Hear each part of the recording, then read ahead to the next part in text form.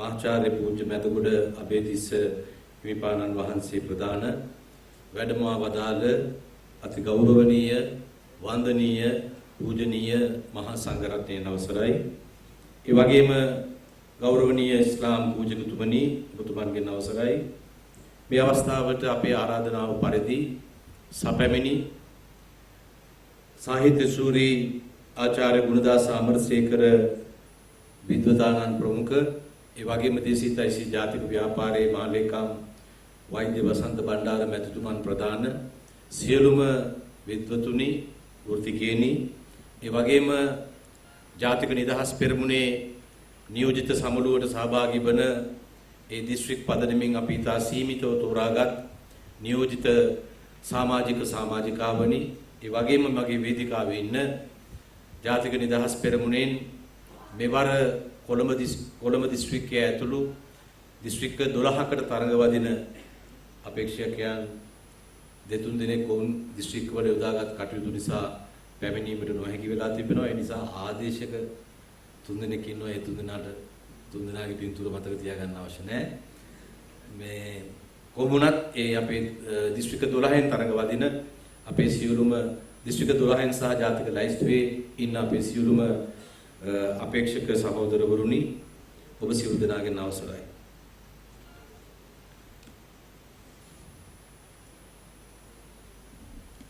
ඒ වගේම ජාතික නිදහස් පෙරමුණේ ප්‍රධාන ලේකම් සරත් විජේසිංහ සහෝදරයා ඇතුළු ජාතික නිදහස් පෙරමුණේ දේශපාලන මණ්ඩල සභිකයන් සියලුම මධ්‍යම කාරක සභා සියලුම සමාජික සහෝදර සහෝදරියන් මම ඊට පෙර සඳහන් කරපු සියලුම දිස්ත්‍රික් මට්ටමින් මෙහි පැමිණි සීමිත නියෝජිතයන් ඒ හැම දෙනෙක්ගෙම නැවතත් අවසරය ඉල්ලා හිටිනවා.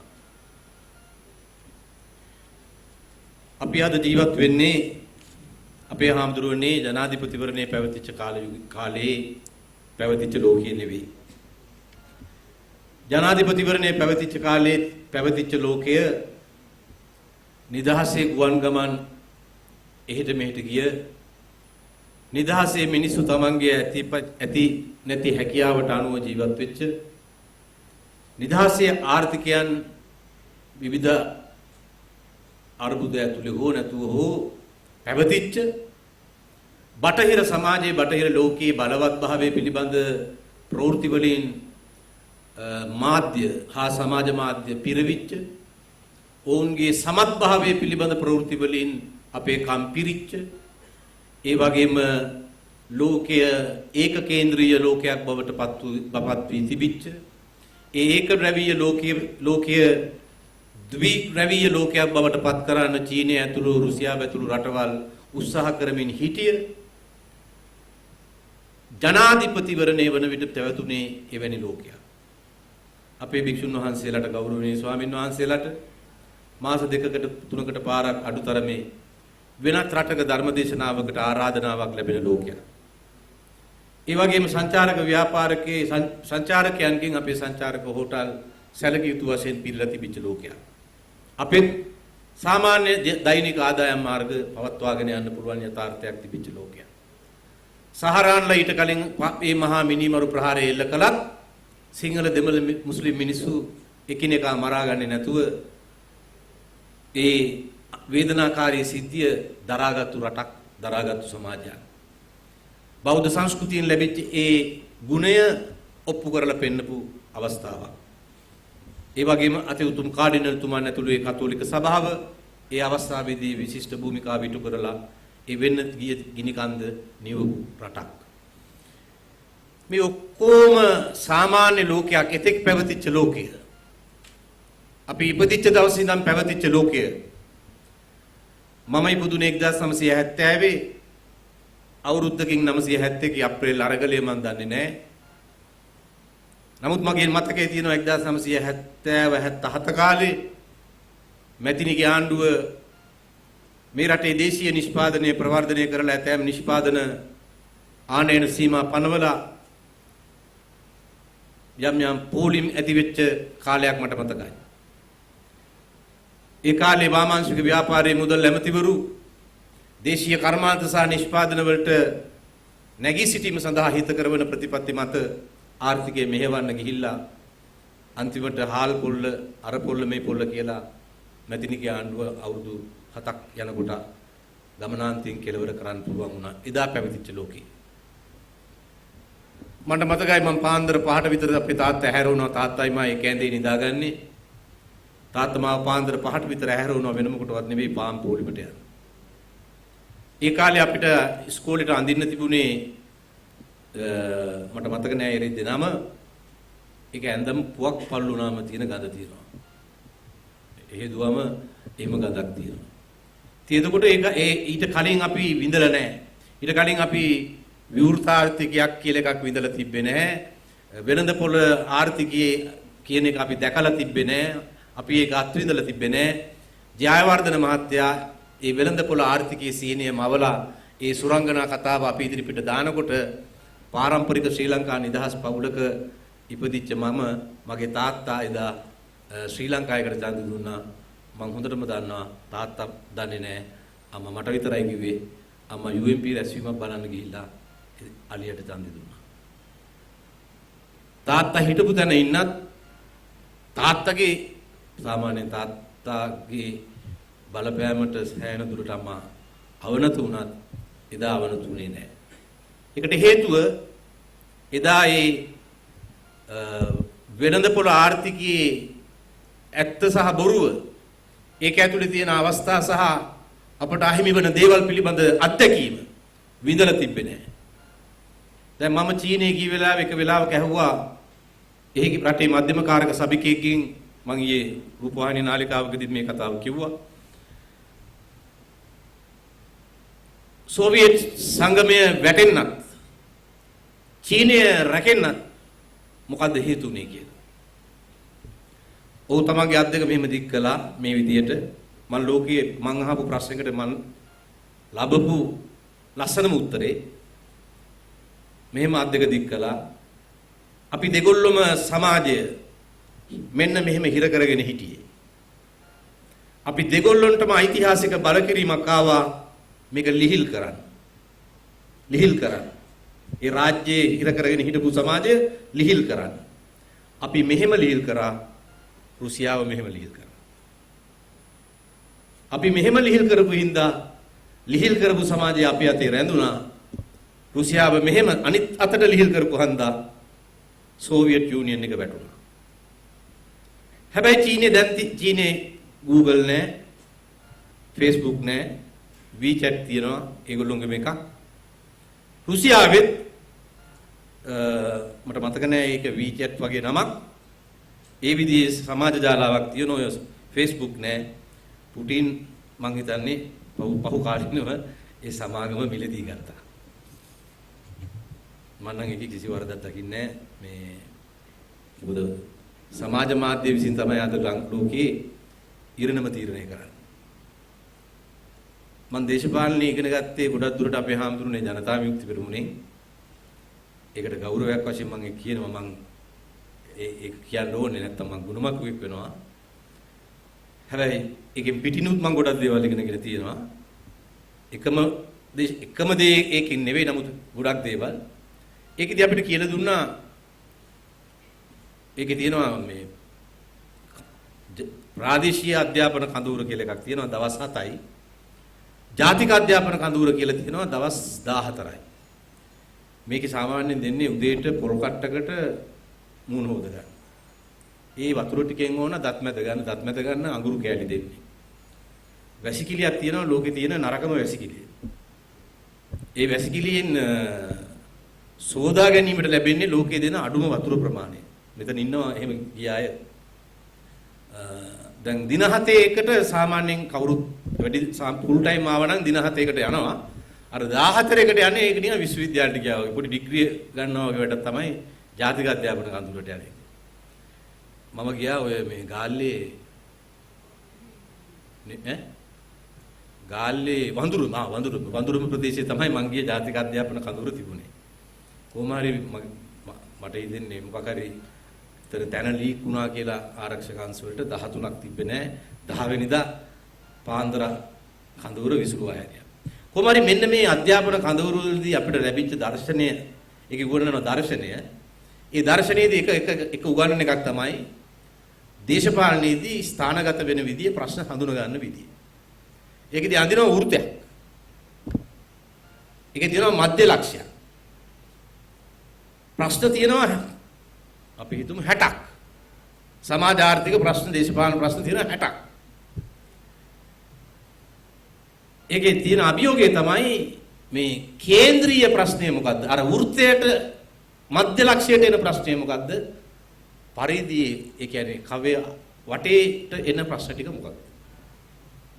දැන් බුදුන් වහන්සේගේ බුද්ධ චරිතයේ පැත්තෙන් හිතුවත් ඔය කේන්ද්‍රීය ප්‍රශ්නය උන්වහන්සේට කේන්ද්‍රීය ප්‍රශ්නය උනේ නැහැ ගිහි ගේ අතහැරයාම. ඒක පරිධියේ ප්‍රශ්න. රාහුලට තාත්තා කෙනෙක් නැතිවීම ඒව පරිධියේ ප්‍රශ්න.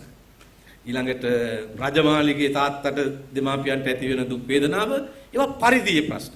මොකද්ද උන්වහන්සේගේ කේන්ද්‍රීය ප්‍රශ්නේ? මිනිස් වර්ගයාට නිවන් මඟ සොයා දීම. ඒක තමයි කේන්ද්‍රීය අභියෝගය. ඒතර උන්වහන්සේ තීරණ ගත්තේ කොහොමද? ඒ කේන්ද්‍රීය ප්‍රශ්නයට කේන්ද්‍රීය අභියෝගයට සාපේක්ෂව. වැරදිලාවත් මේ ගෙදර මේ සමාජිකයා ගැන පපුව උණු වෙලා වුණා නම් අමතාත්ත ගැන වුණා නම් රජමාලිගේ සැප ගැන මතක් වෙලා ඒ ප්‍රශ්න ගැන වුණා නම් මම ගියාට පස්සේ එතෙන් සිට මේ රාජකීය පරපුරට සිද්ධ වෙන දේ ගැන හිතිලා එහෙම වුණා නම් පරිධියේ ප්‍රශ්නයකට අනුව හැසිරුණා නම් අද අපිට මේ බුද්ධ ශාසනය නැහැ. අද අපිට මේ බුද්ධ ජීවනය දරාගත්තු මහා සංඝරත්නය නැහැ. ඒ කියන්නේ ලෝකේ හැම විශිෂ්ටතමයක්ම තීරණ අරන් තියෙන්නේ ප්‍රශ්න තියෙනවා. එහෙම බැලුවොත් බුදුහන්සේ මේ සිද්ධාර්ථ කුමාරයාටනේ ප්‍රශ්න නැත්තේම අපේ හාමුදුරනේ. ප්‍රශ්න නැහැ කියලා හිතාගෙන හිටපු සිද්ධාර්ථ කුමාරයාටනේ මාර ප්‍රශ්නයක් තියෙනවා කියලා තේරුනේ. දැන් සාමාන්‍යයෙන් අපි හිතන්නේ කුමාරවරුන්ට තේරෙන්නේ නැහැ ප්‍රශ්න කියලා. නැහැ. හරියට හෙව්වොත් ඒගොල්ලොන්ට තියෙන ප්‍රශ්න මේ අපිට තියෙන ප්‍රශ්න වලින්ට වඩා හරි බරපතලයි. එකමද ඒගොල්ලෝ පැවිදි වෙනවලු. හැබැයි මම දැක්කා කොයිද මේ මැලේසියාවේ ශ්‍රී ලාංකික සම්භවයක් තියෙන දෙමළ ඒ කියන්නේ ටෙලිකොම් සමාගමක මහා සමාගමක මැලේසියාවේ පුතා තාත්තගේ දේපල සියල්ල තාත්තට අත්හැරලා පුතා පැවිදි වුණා. වනගතව ආරණ්‍ය වාසී වෙන්නකොට තාත්තා ගියා පුතාව බලන්නේ දෙමළ තාත්තා. තාත්තා ඇහුවා යම් රෙස්ටුරන්ට් එකකට කෑම කන්න කියලා. නෑ මට ඒකට අයිතියක් නෑ මම එහෙම කෑම කන්නේ නෑ කියලා කිව්වා. මගේ ධනය මේක මං ඔයා වෙනුවෙන් තියෙන්නේ. පුතා කිව්වා පැවිදි වෙච්ච පුතා කිව්වා තාත්තා සතු ධනයට වඩා ගොඩාක් ධනයක් හිමිකාරයෙක් දැන් මම සන්තුෂ්ටිය ඒ මගේ ධනය කියලා. මේක මෙන්න මේ මැලේසියාවේ දෙමළ තාත්තෙක් මම හිතන්නේ හින්දු වෙන්න ඕන. ඒ දෙමළ තාත්තගේ පුතාට මේ දැනුම එන්න මේ ඉගැන්වීම එන්න පුළුවන් උනේ අර සිද්ධාර්ථ කුමාරයා කේන්ද්‍රීය ප්‍රශ්නයට සාපේක්ෂව තීරණය ගත්තා. ඒකට අපිටත් අර අවුරුදු දවස් 13 කඳවුරේ කිව්වා පරිධියේ ප්‍රශ්න හා කේන්ද්‍රීය ප්‍රශ්න. මම රෝණ විජේවීර සහෝදරයාගේ ජාතික ගැටළු පොත තුන් පාරක් කියවලා තියෙනවා. ඒක යා මොකද ජීවිපීගේ සංවාද මම මේ ටික කියන්නේ මේක තව තේරුම් ගන්න. සමා වෙන පොඩි වෙලාවක් යයි මේ ජීවිපී කතා අහන්න කැමති අයත් මෙතන ඇති අමාරුවෙන් හරි අහගෙන ඉන්න මේ ඒ විජේවීර සහෝදරයාට කැමති අයත් ඇති අකමැති අයත් ඇති ඒක මට මම ඒක පිළිගනිමින් මේ කතා කරන්නේ. විජේවීර සහෝදරයාගේ පොත දෙතුන් වතාවක් කියුවා. ඒකේ මොකද ලයනල් බෝපගේ යාළුණා කන්‍යා සෝවිරියක් සමග. දැන් ඉන්නේ ඕස්ට්‍රේලියාවේ. දැන් මේ ජේවිපීට සපෝට්. දැන් ආනන්ද දිසානායකගේ ජේවිපීකට ඒ ලයනල් බෝපගේ හරි සහයෝගය දෙනවා. නමුත් ලයනල් බෝපගේ තර්ක කළා ඔය දැන් නව සමාජ වික්‍රම බාහුගේ තර්කයේදී දෙමළ ජාතියට වෙන්වීමේ අයිතිය තියෙනවා. ඒ අයට ස්වපාලන අයිතිය තියෙනවා. ඒක අපි පිළිගන්න ඕන. ඔය තර්කය ජනතා විමුක්ති පෙරමුණ තුල ආවා. එතකොට රෝණ විජේවීර සහෝදරයා පොතක් ලිව්වා. මම රෝණ විජේවීර සහෝදරයට ගරු කරන්නේ මොන වෙන අපිට තියෙන්න පුළුවන් එකක වෙන්න පුළුවන් අඩුපාඩුව වැරදි. ඒ මොනවා වුණත් ඒ ඔක්කොටම වඩා උඩින් මම ගරු කරන්නේ ඒ බෝපගෙත් එක්ක විවාදිතී විජේවීර සහෝදරයා මම ගරු කරන්නේ කියන්නේ මේ මම ගරු නොකරත් ඒ මිනිහයාට අයිති ගරුත්වය හිමි. මම ගරු කිරීම හොනු කිරීම මත ඒක අඩු වැඩි වෙන්නේ නැහැ. එහෙම බැලුවොත් මම ඊට වඩා බොහොම පහළින් ඉන්න කෙනෙක්. නමුත් ඒ පොතේ තමයි ඉගෙනුවේ නැහැ. දෙමළ ජාතිවාදී ප්‍රශ්නේ නිකන් එකක් නෙවෙයි. ඒක ගෝලීය අධිරාජ්‍යවාදයේ සමග බැඳුණු එකක්. ඒකෙන් හදන දෙමළ ඊළම සහ සිංහල ශ්‍රී ලංකාව දෙමළ ඊළම ඔවුන්ගේ කොලනියක්. ඔවුන් ත්‍රිකුණාමල වරායට කෙලහලනවා. ඔවුන් මේ රටේ සාගර කලාපයට කෙලහලනවා. ඒ නිසා මේක හැදෙන්නේ ওই කියන සෝපාලනේ නෙවෙයි. බලගත් අධිරාජ්‍යවාදී තිප්පලක්. කිසිම මාක්ස්වාදීෙකුට කිසිවෙටක බෑ අධිරාජ්‍යවාදීන්ගේ උවමනාව සමග එකට හිට ගන්න. දැන් කේන්ද්‍රීය ප්‍රශ්නය, ජාතික ප්‍රශ්නය හිට ගන්න ඕනේ. ඒකට සාපේක්ෂව දෙමළ ජනතාව දිනා ගන්න ඕන. හැබැයි දෙමළ ජාතිවාදය, අන්තවාදය, බෙදුම්වාදය පරද්දන්න ඕන. එතනින් තමයි රෝහණ විජිවිර ලංකාවේ සාම්ප්‍රදායික වාමාංශික ව්‍යාපාරයෙන් වෙනස් වෙච්ච තැන. මොකද අන්න එතෙන්දී දැක්කේ අර කේන්ද්‍රීය ප්‍රශ්නය. දේශපාලනයේදී අපිට පුළුවන් වෙන්න ඕනේ කේන්ද්‍රීය ප්‍රශ්නය හොයාගන්න. දැන් සෝෂල් මීඩියා වලින් කරන්නේ පරිධිය ප්‍රශ්න ලොකු කරනවා. දැන් ওই කරුණාගේ කතාව පරිධිය ප්‍රශ්නයක්. හරින්ගේ කතාව වුණත් හරින් මං කියන්නේ මගේ ප්‍රතිවිරුද්ධ පිළේනේ. මිනිහ මොන විකාරයෙන් කිව්වත් ඒක වැරදි කතාවක්. කරුණාගේ කතාවත් වැරදි කතාවක්. හැබැයි ඒවා පරිධිය ප්‍රශ්නයක්. දැන් දේශපාලන තීරණ ගන්නේ ඒවා මං කියන්නේ නොසලකා හරින්න ඕනේ, ගණන් ගන්න ඕනේ නැහැ. ඒව නිකන් ආයෙ හුන්නේ නැහැ වගේ ඉන්න ඕනේ නැහැ නෙවෙයි. ඒවා ආදාරයි. හැබැයි තීරණාත්මක තීන්දුව ගන්න ඕනේ. ගණන් හදලා බැලුවම කේන්ද්‍රීය ප්‍රශ්නෙට සාපේක්ෂව. 2015 කේන්ද්‍රීය ප්‍රශ්නෙට සාපේක්ෂව නෙවෙයි ගණන් හදලා බැලුවේ. ප්‍රතිඵලය අධිරාජ්‍යවාදයට ඕන කරන MCC ගිවිසුම් ගන්න, ඇක්සා ගිවිසුම් අත්සන් කරන, මේ රට අධිරාජ්‍යවාදීන්ගේ තිප්පොලක් වෙන ඇමරිකන් කාර්යොන්ට මේක ලියලා දෙන එතෙන්ට මේ රට ආවා. තව යන්න දුන්නා නම් ඔක්කොම ඉවර වෙනවා. ඒගොල්ලෝ හිතුවේ නෑ උදේ පාන්දර අරලියගහ මන්දිරෙන් ගිය මහින්ද රාජපක්ෂ නැවත ආගමනයක් සිද්ධ වෙයි කියලා. ඒගොල්ලෝ හිතුවේ පරිච්ඡේදය අවසන්. ඊතර එහෙම තමයි ඒගොල්ලෝගේ ඇස්තමේන්තුව. ඒ ඇස්තමේන්තුව වරද්දන්න අපිට පුළුවන් වුණා. මං අහගෙන ITN එකේ මහින්ද රාජපක්ෂ වර්තමාන අගමැතිතුමා එතුමාට අවුරුදු 50ක දේශපාලන ජීවිතය පිරින වෙලාවේ ආර්යනන්ද දුඹගහත් ජනමාධ්‍යවේදී අහනවා ඔබතුමා පැරදිලා ගියා. කාල්ටන් එකට ආව සෙනඟ. ඔබතුමාට මොකද හිතුනේ? අගමැතිතුමා කියනවා ඔව් කිලෝමීටර් 2 විතර පිරෙන සෙනඟක් ආවා. විල්ල තප්පර ගානක් බුලත් අතක් දීලා මට වැඳලා ගියා. ඒ වෙලෙත් විමල් මට කිව්වා මේක ඉක්මනින්ම අපේ දේශපාලන බලවේගයක් හැටියට නැගිටවන්න ඕනේ කියලා. ඒක කියනකොට එතුමා ඊට පස්සේ මට කියපු කෑල්ලකුත් තිබ්බා. ඒක එතුමා කිව්වේ නැහැ. මම ඒක කියන්නේ එතුමාට අගෞරවයක් වශයෙන් නෙවෙයි. ඒ වෙලාවේ හිතන විදිය. එතුමා පරාජය වුණාම කෙනෙක් හිතන විදිය. නෑ විමල් ශ්‍රී ලංකාකාරයෝ පෙරදුනාම ආයි නැගිටවන්න අවුරුදු 4-5කටත් වඩා යනවා ඒක. මම කිව්වා නෑ මේක එහෙම වෙලාවක් නෙවෙයි මේක වෙනස්. ඔබතුමාව පරද්දලා තින්නේ සිංහල සමාජයේ බහුතරය පරද්දලා නෑ. මේක අනිත් පැත්තට හරවන්න පුළුවන්.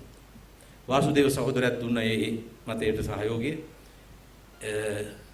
ඒ අනුව අපිට පුළුවන් වුණා අපිට මහා සංඝරත්නයට උන්වහන්සේලාගේ නායකත්වයට මේ මහා සිවිල් ව්‍යාපාරවලට අපි ඔක්කොටම අපි සියලු දෙනාගේම කැපවීමේ සහ අධිෂ්ඨානයේ බලයෙන් පුළුවන් වුණා අවුරුදු 4මාරකින් ඒ පාපතර ගමන පරද්දන්න. දැන් ජනාධිපතිවරණයේ පවත්වන වෙලාවේ තිබිච්ච ලෝකේ නෙවෙයි තියෙන්නේ. ජනාධිපතිවරණයේ පවත්වන වෙලාවේ තිබිච්ච ඇමරිකා එක්සත් ජනපදයේ නෙවෙයි දැන් තියෙන්නේ. ජනාධිපතිවරණයේ පවත්වන වෙලාවේ තිබිච්ච ලෝකයේ නෙවෙයි දැන් තියෙන්නේ. අපි සෞභාග්‍යයේ දැක්ම දැම්මා. ඒ ජනාධිපතිවරණයේ පවතින ලෝක යථාර්ථයට සාපේක්ෂව. දැන් තියෙන ලෝක යථාර්ථය මොකද්ද? අපි දැන් ඉන්නේ මිට කලින් හිටපු ලෝකයට වඩා වෙනස් ලෝකයක. බෙහෙතක් හොයාගන්න බැරුව නවීන විද්‍යාව අසරණ වෙච්ච වසංගතයක් පැතිරිච්ච ලෝකෙක. නවීන විද්‍යාවෙන් සියල්ල සනාථ කරන්නේ කියලා කියන මහත්තුරු කොරෝනා COVID-19 මම දන්නේ මොන හේතුවක් ඉඳන් 19 මට ආවද කියලා.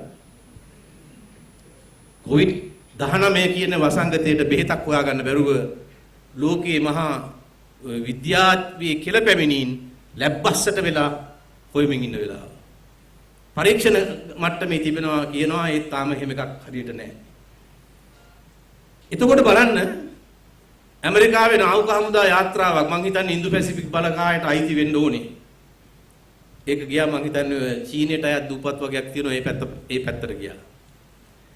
ඒ නාවික හමුදා යාත්‍රාවේ හිටපු බර ගානකට කොරෝනා හැදුනා. ඊට පස්සේ නාවික හමුදාවේ ප්‍රධානියා මේක වාර්තා කළා. මට මේක හරවගෙන එන්න වෙනවා කිව්වා. කිසිම උපදේශයක් එන්නේ නැහැ උඩින් හරවන් එන්න. ඒ වගේම කොරෝනා හැදිච්ච නාවික සෙබළුන්ට මොකක් කරන්නද කියන්නේ නැහැ. අන්තිමට මේ නාවික හමුදාවේ ප්‍රධානියා මේක මාධ්‍යයට ඒක නීතියට අනුව පටහැනුණත් මාධ්‍යයට මේක දැන්නුවා. මාධ්‍යයේ මේක ප්‍රවෘත්තියක් වුණා. එතකොට ගිහුවා හරවන් එන්න කියලා. හැබැයි අර ප්‍රධානියාට දඬුවම් කළා. කොරෝනා හැදිච්ච අය මැරුණාද ජීවත් වුණාද මන් දන්නේ නැහැ. අර ඒ දැනුවත් කරපු නිලධාරියා දඬුවම් ලැබුවා. එතකොට බලන්න සාමාන්‍යයෙන් ඇමරිකාවෙන් ඉන්දු පැසිෆික් බලකායේ නාවික හමුදා යාත්‍රාවක් ගිය ගමනක් ආපහු හරවලා එන්නේ එක්කෝ න්‍යෂ්ටික ප්‍රහාරයක් එන්න ඕනේ එක්කෝ මිසයිල් එකක් එන්න ඕනේ එක්කෝ මේ COVID-19 ඉලක්කම. ඒකට ඉස්සරහින් COVID කියලා දින එච්චරයි. වෙන හරවගෙන ගියා.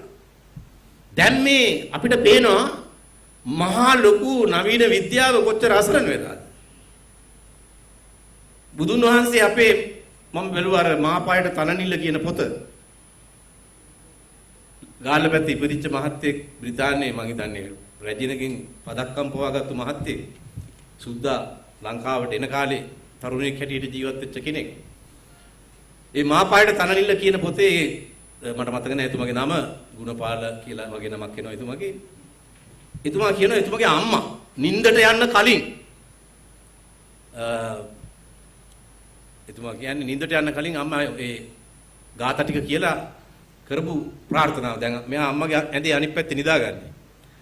අම්මා ඉතින් සියලු සත්වයෝ නිදුක් වෙත්වා නිරෝගී වෙත්වා සුවපත් වෙත්වා මාමෙන්ද අර ඔමම ගිහිල්ලා මේ විශ්වතලයේ පෘථිවි ධාතුවේ පමණක් නොව විශ්වයේ කවර හෝ තැනක සිටින සියලු සත්වයන්ගේ සුවය ලැබේවා. ඒ කියන්නේ මේ අඩු ගානේ නෑදෑ මිතුරන්ට පමණක් නෙවෙයි, අඩු ගානේ මිනිස්සුන්ට විතරක් නෙවෙයි, අඩු ගානේ මිනිස්සුන්ටයි මේ පෘථිවියේ ඉන්න සත්තුන්ටයි විතරක් නෙවෙයි, අඩු ගානේ මේ විශ්වයට විතරකුත් නෙවෙයි, විශ්වයේ තව තියෙන ග්‍රහ මණ්ඩලවල ඉන්න තව මේ සත් ජීවීන් ඉන්නවා නම් ඒ සියලු ජීවීන්ටද සුවපත් වෙත්වා කියලා තමයි මගේ අම්මා නිදාගන්නේ. අම්මා ඒක 4න් 3ක් විතර කියවනකොට මට නිින්ද යනවා කියලා තමයි දොස්තර මහාචාර්යවරයෙක් ලියලා තිබ්බේ. ඒ අම්මා බලන්නකෝ. නවීන විද්‍යාව නොදැන හිටියට ඒ අම්මා දැනන් ඉන්නවනේ මේ විශ්වයේ දැන් ඔය මන් දන්නේ කවුද ජ්‍යොතිෂවේදියෙක්ව ජෝක් වුණා මේ මොකද උල්කාපාතයක් ඇවිල්ලා මේ කොරෝනා හැදුනා කියලා. හැබැයි එහෙම මතයක් ඒ ජ්‍යොතිෂවේදියා කියන්න කලින් එංගලන්තේ ඉන්න ලංකාවේ විද්‍යාඥයෙක් කියලා තිබුණා. මම දන්නේ නැහැ ඒක ඒ විද්‍යාඥයා කියපු එක හරියද වැරදිද කියලා. නමුත් මේ මතය එංගලන්තේ ඉන්න ලංකාවේ තාරකා විද්‍යාඥයෙක් මට මතක හැටියට කියලා තිබුණා. මේක එහෙම ආපු එකකින් එනවා කියලා. අපි ඒක පැත්තක දාමුකෝ. නමුත් මේ අම්මා දන්නවා. Tamanට සුවපත් වෙලා ඉන්න බෑ. තමාමෙන්ම අනේකාද සුවපත් වෙන්න ඕන. ගමේ උන් විතරක් බෑ, නෑදෑ විතරක් බෑ. රටේ උන්ම සුවපත් වෙන්න ඕන. දැන් රටේ උන් සුවපත් නැති හින්දා මේ ඉන්නේ වහගෙන. අපිට දැන් හිතනවා දැන් අපිට දැන් දීලා තියෙන උපදෙස් මේ එන ඔක්කොගෙම නම්ලා ස්තුලියා ගන්න. ඇයි? මෙතන එක බඩුවකට හැදුනොත් ඔය ඔක්කොම නිරෝධායනය වෙනවා. ඊට පස්සේ එන්නේ නැතු වෙන්න එපා. මේ රැසීම් වලට අපිට දීලා තියෙන උපදෙස් අපි ආමඳුරුනේ. ඒ නම් ටික ලියා ගන්න කියන්නේ මොකද නැත්තම්. ඒගොල්ලෝ ආයි පතුරවනවනේ මේක. එතකොට දැන් මේ මූණු වහගෙන මේ මොකෝ ආඩන් දාගෙන මේ ධම්මේ නැතොත් ලොකු නඩුවක් දැන් අපිව පාලනය කරන්නේ මේ COVID-19. දැන් ලංකාවේ කවුද තීරණ ගන්න? ජනාධිපතිතුමා තමයි තීරණ ගන්නේ. හැබැයි එතුමා තීරණ ගන්නේ කාගෙන් අහලාද? සෞඛ්‍ය අධ්‍යක්ෂ ජෙනරාල්ගෙන් අහලා. සෞඛ්‍ය අධ්‍යක්ෂ ජෙනරාල් කෝත් දැස ඒක කරොත් ලොකු ප්‍රශ්නයක් වෙනවා කියලා කිව්වොත් කියනවා. ජනාධිපතිතුමාන් try කරනවා නෑ එයාපෝට් එක දැන් මෙහෙම වහගෙන ඉන්න බෑ. මේක අපි අරින්න ඕන එහෙම කියනවා. ඒකට අරගොල්ලෝ ඒකට පොඩ ඉන්නස අපි ඒකට මාර්ගෝපදේශ සංග්‍රහය දෙන්නම් අර එහෙම කියලා දෙනවා. ඉතින් බැලුවොත් දැන් මේ වෙලාවේ ලක්ෂ 14ක පරතරකින් දින ජනාධිපතිතුමාවත් සෞඛ්‍ය අධ්‍යක්ෂ ජෙනරාල් එක්තරා දුරකට පාලනය කරනවා. ඇයි ඒක සෞඛ්‍ය අධ්‍යක්ෂ ජෙනරාල්ගේ ප්‍රශ්නයක් නෙවෙයි. COVID-19 අභියෝගය.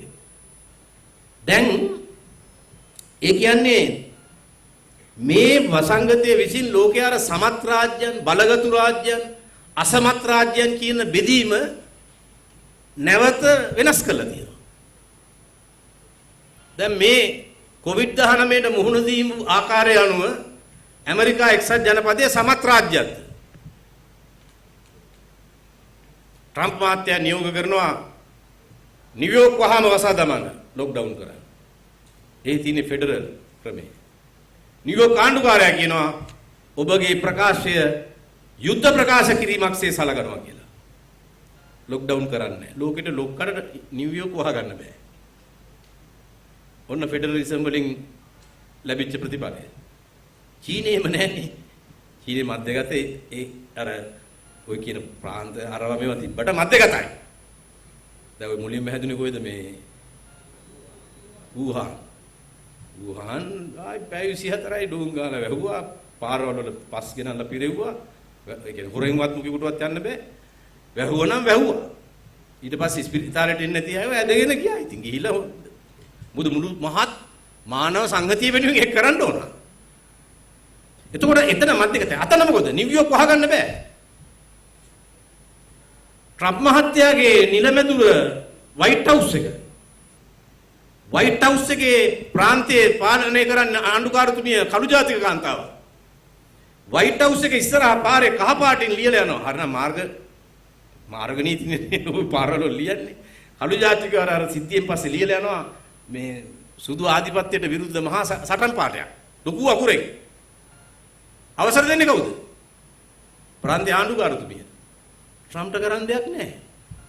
ට්‍රම්ප් අන්තිමට හිතේ අමාරුවට ට්විටර් එකේ ලියනවා මේ ගෑනට පිස්සුද මොකද්ද හරි මොකක් හරි කියලා.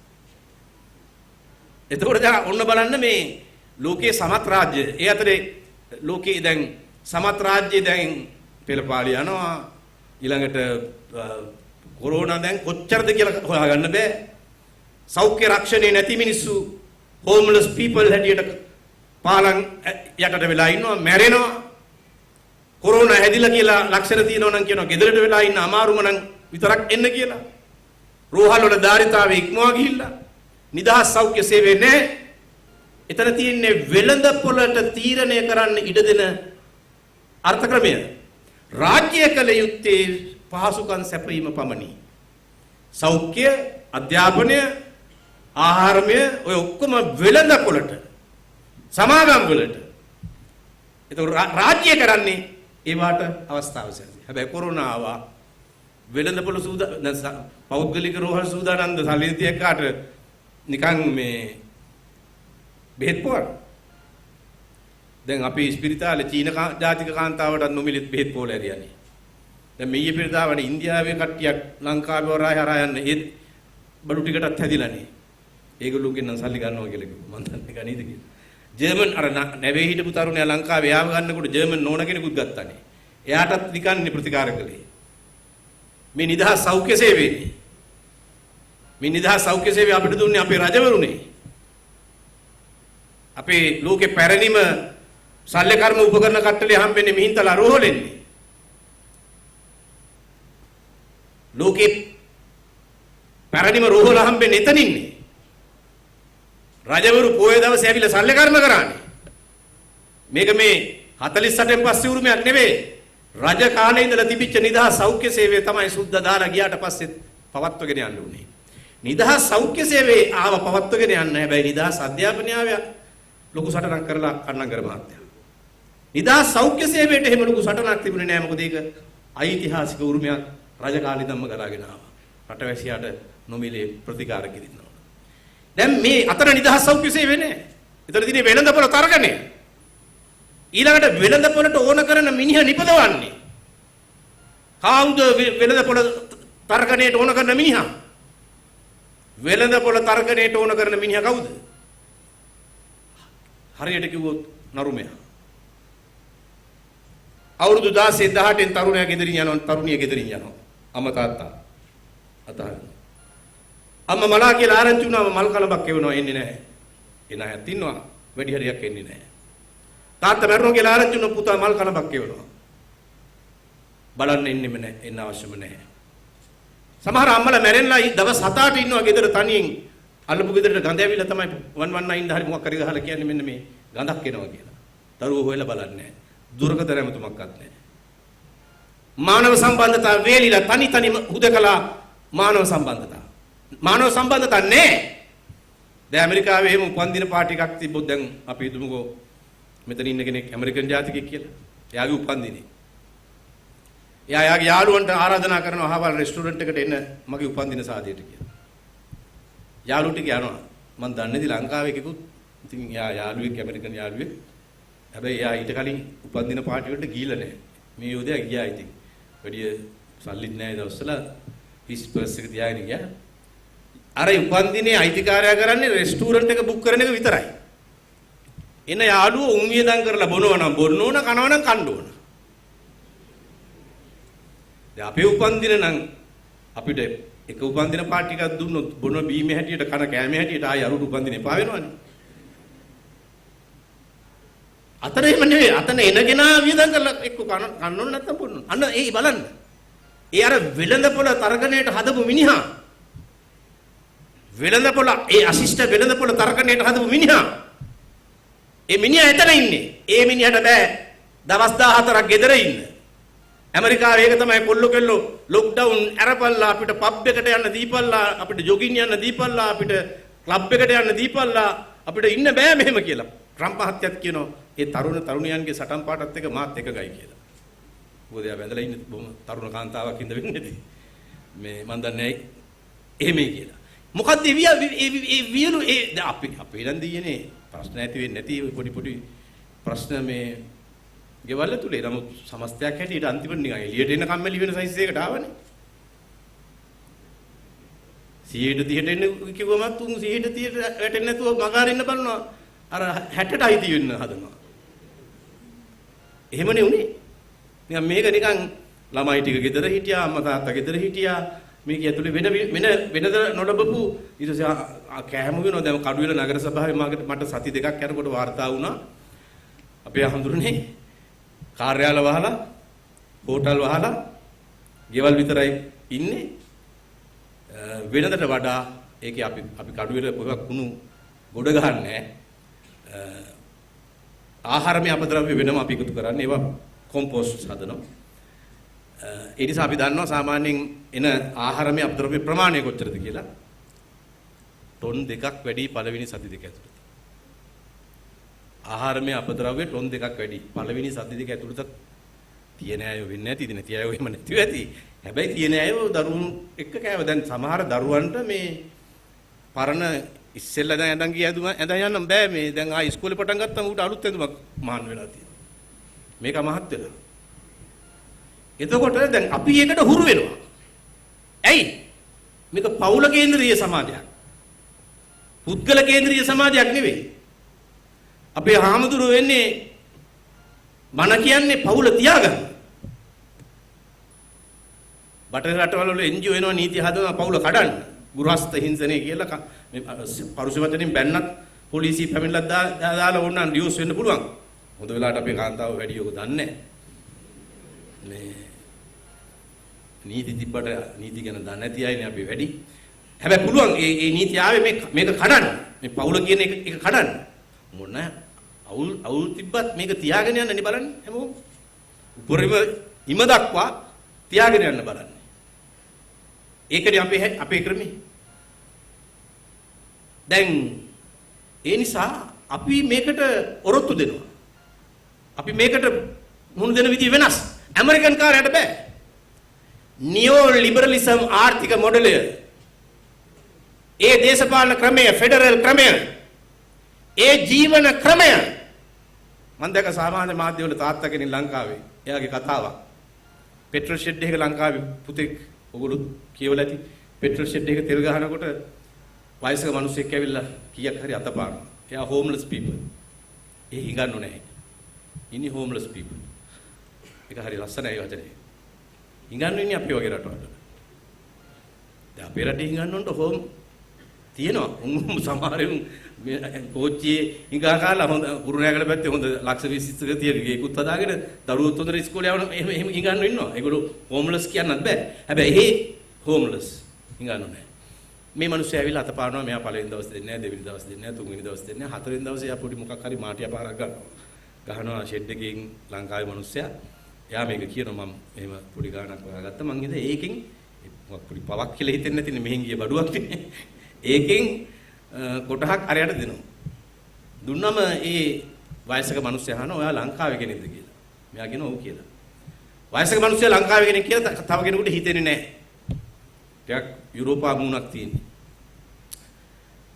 ඔව් කියලා කිව්වම අරයා අහනවා ඇයිවා මෙහෙම උනේ? මම කියනවා මං කොළඹ කඩුවෙල පැත්තේ කෙනෙක්. මමයි නෝනා ගුරුවරියක් මම විදායක ශ්‍රේණිය රැකියාවක් කළේ අහවල් රැකියාව. අපිට ග්‍රීන් කාඩ් හම්බුණා. අපි හිතුවා ඇමරිකාවට ආවම ගොඩක් හොඳ වෙයි කියලා. එහේ ඉපදුණා අපේ දුව. ඇමරිකාවේදී ඉපදුණා අපේ පුතා. අපි බොහොම සතුටින් හිටියා මං පොඩි ජොබ් එකක් කරා නෝනා දරුවෝ බලාගන්න ගියා ගෙවල් වල ඒකෙන් අපිට ඇති වුණා අපි ගියේ හිටියා පස්සේ දුව ඇමරිකන් කාර්යයක් බැන්දා ඒගොල්ලෝ වෙනම ජීවත් වුණා පුතා අවුරුදු 16 17 වෙනකොට වෙනම කාමරයක් අරන් ගියා අපි දෙන්න තනි වුණා නෝනා දරුවෝ බලාගන්න වෙන ගෙවල් වලට ගියා මම ගෙදර තනියෙන් ඉන්න බෑ මම කුලිය ගෙවා ගන්න බෑ මට රස්සාවක් කරන්නත් බෑ මං ගියා දුවගේ ගෙදර ගියාම ඇමරිකන් ජාතික ස්වාමි පුරුෂයා අහනවා මම බැන්දේ උඹව උඹේ තාත්තව නෙවෙයි මට උඹේ තාත්තව නඩත්තු කරන්න අවශ්‍යතාවයක් නැහැ තාත්තව වහම ගෙදරින් ඵලයන් කියලා තුව ස්වාමි පුරුෂයත් එක්ක තර්ක කරනවා ඒවා මේ ලෝකල් තර්ක. ඒ ලෝකල් තර්ක ඇමරිකන් තර්කයට ප්ලග් වෙන්නේ නැහැ. තාත්තට තේරෙනවා තව හිටියොත් මේ කසාදේ කැඩෙනවා තාත්තා හිතලා ගෙදරින් යනවා. යන්නේ පුතාගේ කාමරේට. පුතාගේ කාමරේට ගියාම පළවෙනි සති පුතා කඩෙන් කෑම කකා ඉන්නේ. පළවෙනි සතියේ පුතා වෙනුවෙන් තාත්තා උයන්න පටන් ගන්නවා. තාත්තා හිතනවා මං උයන දෙලා දෙනකොට තව මම ඉන්නවට කැමති වෙයි කියලා. සතියක් යනවා එකමාරක් යනවා උපන්දින දවසේනවා පුතාගේ. තාත්තා එදා හොඳ පුතා ආසම කෑම කියලා හිතන කෑම හදලා රෑ 11 12 එක විතර වෙනකම් බලන් ඉන්නවා හැරලා එනකම්. එයාට ඕනේ පුතා බුදුම කරන්න මේ කලින් කියන්නෙත් නැහැ. පුතා එනවා යාළුවෝ කට්ටියක් එක්ක හොඳට බීලා ඒ අතරේ පුතාගේ කොයි හරි තිබිලා කොකේන් වගේකුත් තාත්තට ඔය අතරේ හම්බ වෙනවා. එයා පුතාගෙන් මේක ඇහුවම පුතා කියනවා ඒකට මං හැබ්බැහි වෙලා නැහැ ඒක ඉඳලා හිටලා පාවිච්චි වෙන දෙයක් කියලා. ඇමරිකාවේ ඒක සාමාන්‍ය දෙයක් හැටියට සැලකෙන්නේ. යාළුවෝ කණ්ඩායමක් එක්ක එනවා ගෙදර එක යාළුවෙක් අහනවා ඉංග්‍රීසියෙන් පුතාගෙන් කවුද බම් මේ නාකි මිනිහා කියලා. පුතා ලැජ්ජාවෙන් වගේ කියනවා යා මගේ තාත්තා කියලා. අපිට පිස්සුද බම් මේ නාකි මිනිහා වගේ මේක තියන් ඉන්නේ යට එයා මොකටද උඹ තියන් ඉන්නේ කියලා. පුතා සද්ද නැතුව ඉන්නවා. දවස් දෙකකට පස්සේ පුතා කියන තාත්තේ මට අහවල් ප්‍රාන්තයෙන් ජොබ් එකක් හම්බුණා මාස දෙකක කෝස් එකක් මං එහෙ යනවා ඔක්කොම බඩු ටික පැක් කරගත්තා පුතා ගියා පහුවෙන්දු දෙ දොර තට්ටු කරා එපාර්ට්මන්ට් බිල්ඩින් එක අයිතිකාරයා මාස දෙකක් සල්ලි ගෙවන්න තියෙනවා මේ කාමරේට සල්ලි ගෙවපන් නැත්නම් ඵලයන් කිව්වා තාත්තා බැස්ස පාරට එදා ඉඳන් හෝම්ලස් පීපල් ඊට පස්සේ එයා ඉන්නවා දවසක් උද්‍යානයකට වෙලා වාඩි වෙලා එයාගේ නෝනා සුදු ජාතික දරුවෙක් අර ට්‍රොලි එක තියාගෙන එනවා තව සුදු ජාතික කාන්තාවක් එක්ක නෝනා හරි සැලකිලිමත් ලංකාවේ ඉඳන්දි තමගේ ස්වාම පුරුෂයා ගැන නෝනා මෙයාව දකින්නවා මෙයාගේ දද කුෂ්ඨ හැදිලා ඇයි වාට එහෙම උනේ කියලා අහනවා මං දුවගේ ගෙදර ගියා මෙහෙම වුණා පුතාගේ ගෙදර ගියා මෙහෙම වුණා මට ඉන්න තැනක් නැහැ මං දැන් පාරේ ඉන්නේ ඉතින් වාට බෙහෙත් ගන්න තිබ්බනේ මට හෙල්ත් ඉන්ෂුරන්ස් එක නැහැ ඒ වුණාට ආ ඊට වඩා සැලකිලිමත් වෙන්න ඕනේ දැන් වෙලාව මේකයි මට පහට මං ඉන්න ඕනේ මේ දරුවත් එක්ක හාම් පුතා බලන් ඉන්නවා මං එනකම් මං ගිහිල්ලා චෙරියෝ කියලා නෝනත් යනවා ඒකට නෝනත් දැන් අර හිටපු නෝන නෙවෙයි වෙන නෝනෙක් අන්තිමට ඒ වයස්ක තාත්තා මේ ෂෙඩ් එකේ මිනිස්සුන්ට ඇවිල්ලා දෙනවා ඇල්බම් එකක් සහ ඩොලර් කීපයක්. එයාගේ ඉල්ලීම මේ පින්තූර පෙන්නලා පින්තූර නෝනායි මහත්තයයි ඉන්න පින්තූර දරුවෝ ඉන්න පින්තූර මේ නෝනව කවදා හරි කොයි දෙහරි දැක්කොත් මේ ඇල්බම් එක දීපන් මේ සල්ලි ටික දීපන්. යම් විදිහකට එයා හොයාගන්න බැරි වුණොත් මගේ අම්මයි තාත්තයි ඉන්නවා ලංකාවේ අහවල් ලිපිනේ. ඔබ ලංකාවට ගිය දවසක මේ ඇල්බම් එකයි මේ සල්ලි ටිකයි මගේ අම්මට හරි තාත්තට හරි දීපන්. මේ තමයි ඇමරිකානු ජීවිතය. මේ බොහෝ මේකගේ ඇමරිකානු ජීවිතය. හරි ගියා නෑ කියලා මං කියන්නේ. හරි ගියා ඉන්නවා. නමුත් සාමාන්‍යයෙන් හෝම්ලස් පීපල් කියන ප්‍රමාණය ඉතා අධිකයි. කළු ජාතිකයන්ට තියෙන සැලකිල්ල ඉතා අවමයි. ඒතකොට මේ ඇමරිකාව හදලා තියෙන ජීවන ක්‍රමය හදලා තියෙන්නේ අර වෙළඳපොළ තරගණයට. දැන් හොඳ උදාහරණයක් ගමු. ඇයි ඇමරිකාව මෙච්චර මැරෙන්නේ? ගෝඨාභය රාජපක්ෂ ජනාධිපති නොවෙන හින්දා. දැන් ගෝඨාභය රාජපක්ෂ ජනාධිපතිතුමා මේ රටේ ජනාධිපති වෙච්ච හින්දා දෙයියනේ කියලා වෙලාවට කනට තීරණ ගත්තා. දැන් ඒතර 103 මහතුරු කියනවනේ මේ මීට කලින් වහන්න තිබ්බයි කියලා. ඉතින් මීට කලින් ඉන්දියාව වැහුවා. අපිට කලින්. දැන් ලෝකයේ 4 වෙනි ස්ථානයේ මගේ තනි. කොරෝනා වලින්. දවසකට මැරෙනවා දහස් ගාණක්. කොරෝනා බෝ වෙනවා දිගටම. ඉන්දියාව පාලනය වුණේ නැහැ. එතකොට දැන් මේක තවකෝ මේක සමගියට ළඟ හින්දායි කියලා. සමගියට ඉන්දියාවත් ළඟයි. ඊළඟට කිව්වා කේරළේ දෙහා බලන්න කියලා. දැන් කේරළේ ප්‍රස්තාරය ගන්න පටපට ගාලා උඩට. එහෙ වැසිකිලි පාවිච්චි නොකරන මිනිස්සු ඉන්නවා ජනගහනයෙන් 60 70ක්. එහෙම රටක මිනිස්සුන්ට පුළුවන් වෛරස් එකකින් බේරෙන්න. දැන් මේ එතකොට මේ ගෝඨාභය රාජපක්ෂ ජනාධිපතිතුමා නායකයා වුණා. එතුමා ඉතාම වෘත්තීමය දේශපාලනඥයෙක් විදියට තීරණ ගත්තා. ඒ වසංගත රෝග නිවාරණ විශේෂඥයන් ඇමතුවා. ඒගොල්ලෝගේ අදහස් ගත්තා. මොනවා හරි අඩුපාඩුවක් තිබුණා නම් ඒගොල්ලෝ විමසපු අයගෙන් ලැබිච්ච නිර්දේශයේ දුර්වලකමක් මිසක් ජනාධිපතිතුමාගේ දුර්වලකමක් නෙවෙයි. ඒගොල්ලෝ දීපු අදහස් පිළිඅරන් ඒ අනුව තීරණ ගත්තා. ආර්ථිකය නෙවෙයි හිතුවේ ජීවිතය ගැන. යුරෝපයේ කවුරු ගැනද හිතන්නේ? අංක 1ට හිතන්නේ ඇමරිකා එක්සත් ජනපදයේ කවුරු ගැනද? ආර්ථිකය ගැන. ඉතාලියේ මිනිස්සු කියනවා ලංකාවේ අපිට කතා කරලා මේ කොරෝනා හැදිලා 3-4 දෙනා අහු වෙනවා ෆැක්ටරි අපිට ඒත් වැඩට එන්න කියනවා කියලා. නිවාඩු දෙන්නේ නැහැ කියලා. ඒ ආර්ථිකයේ මුල් තැන. ඒ නව ලිබරල් අර වෙළඳපොළ තරගණය. මෙතන සුබසාධනවාදී රාජ්‍යයක බලය මේ. මෙතන රාජ්‍ය බලය. ඒ නිසා තමයි අපිට පුළුවන් උනේ ලෝකේ පහළටම තිබෙන සෞඛ්‍ය අංශයක් තිබෙනවා ප්‍රජා සෞඛ්‍ය සේවය. ඊටාම දියුණු යුද හමුදාව හා බැඳුණු බුද්ධ්‍යංශයක් තිබෙනවා පහළ දක්වා. නැගින්න පළාතේ සාරාල්ලගේ එක බෝම්බයක් පිපිරෙන්නේ මේ මුස්ලිම් පූජකතුමා දන්නවා. මුලින්ම වැහුවේ කොයිද වසන්ත වහපු කඳවුර?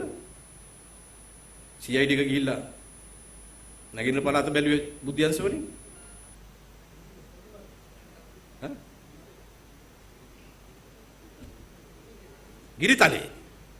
ගිරිතලේ හමුදා කඳවුරෙන් තමයි නැගින්න පළාත මොනිටර් කරේ.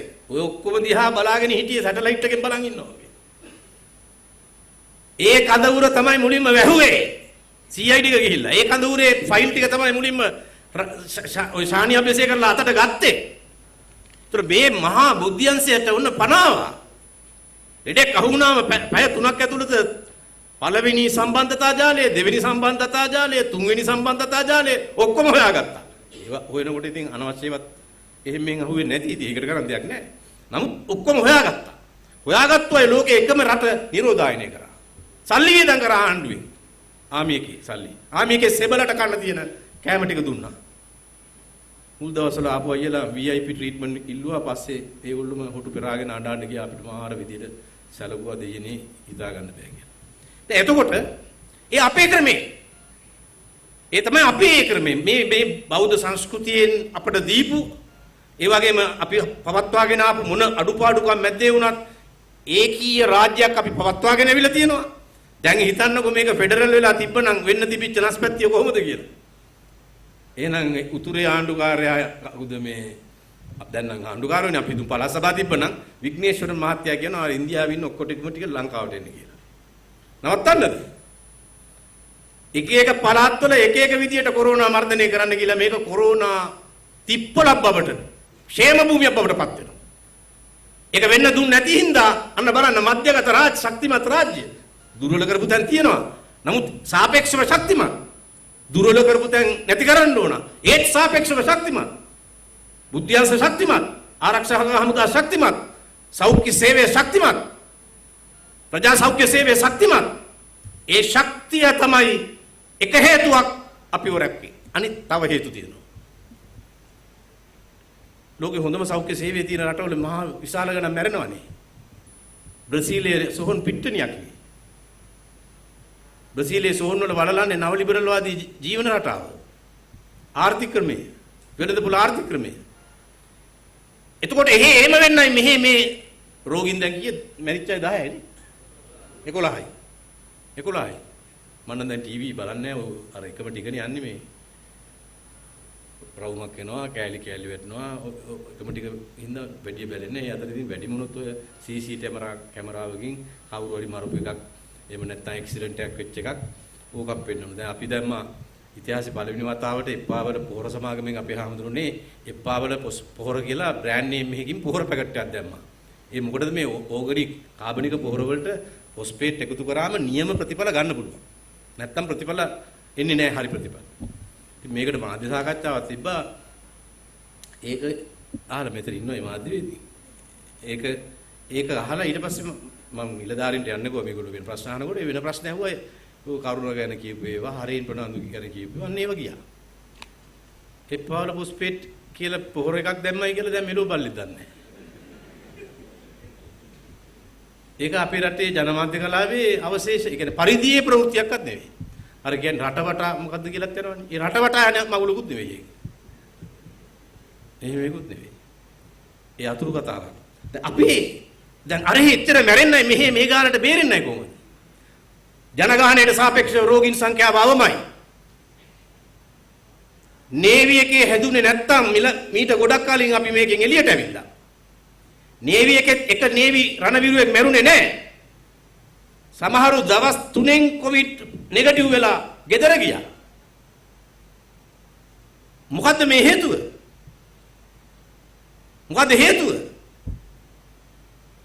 සෞඛ්‍ය සේවයේ සුවිශේෂ කැපවීම අපි හිස නම ආචාරය කරනවා. ඒ සියලු දෙනාටම හිස නම ආචාරය කරනවා. ඒ විතරක්ද? නෑ. අපේ ජීවන රටාව මොනතරම් උත්සාහ කරත් ගොඩක් ඒවා වෙනස් කරලා තියෙනවා. ඒත් වෙනස් නොවිච්ච ටිකක් තියෙනවා තාම අපි ඇඟේ.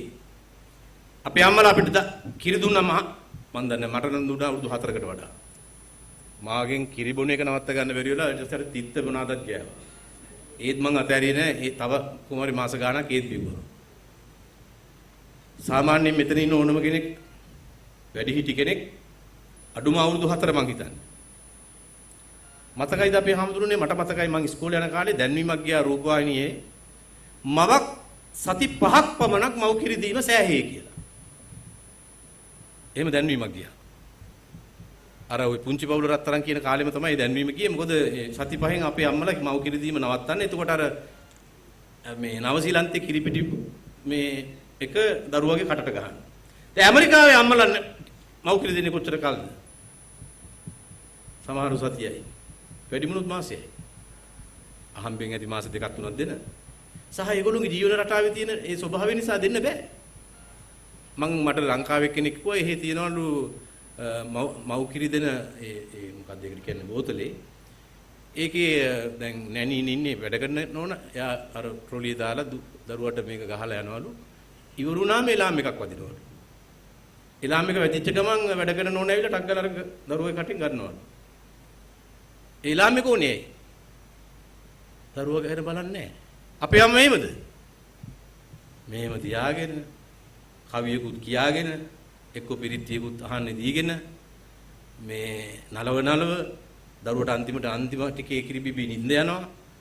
මේ සංස්කෘතිය මේක තමයි ලෝකේ තියෙන බලවත්ම ප්‍රතිශක්තිකරණය. දැන් ඇමරිකන් කාරයෝ අපේ පොල් වතුර ඉල්ලනවා. මේ අපේ අය පැකට් කරලා යවනවා, ටින් කරලා යවනවා ඇමරිකාවට. තැඹිලි වතුර ටින් කරලා යවනවා ඇමරිකාවට. අපේ උන් ඇමරිකාවේ ගිහලා කොකා කෝලා බොනවා. ඇමරිකන් කාරයා මෙහොම කුරුම්බ බොනවා. ඇයි? අපේ අම්මලා පොල් ගෙඩිය පැලුවම පොල් ගෙඩිය ඇතුලේ තියෙන වතුර ටික බිව්වා. විසිකලේ නැහැ. මොකද්ද ඒකෙන් අම්මලා දැනන් හිටියේ මොකද්ද? තිබහටද? මන් දන්නේ මගේ අම්මා දැනන් හිටියද නැද්ද කියලා. මගේ අම්මා එච්චර උගත් කාන්තාවක් නෙවෙයි. දැන් අපේ තාත්තා රාජ්‍ය නැටුම් කණ්ඩායමේ හිටියා.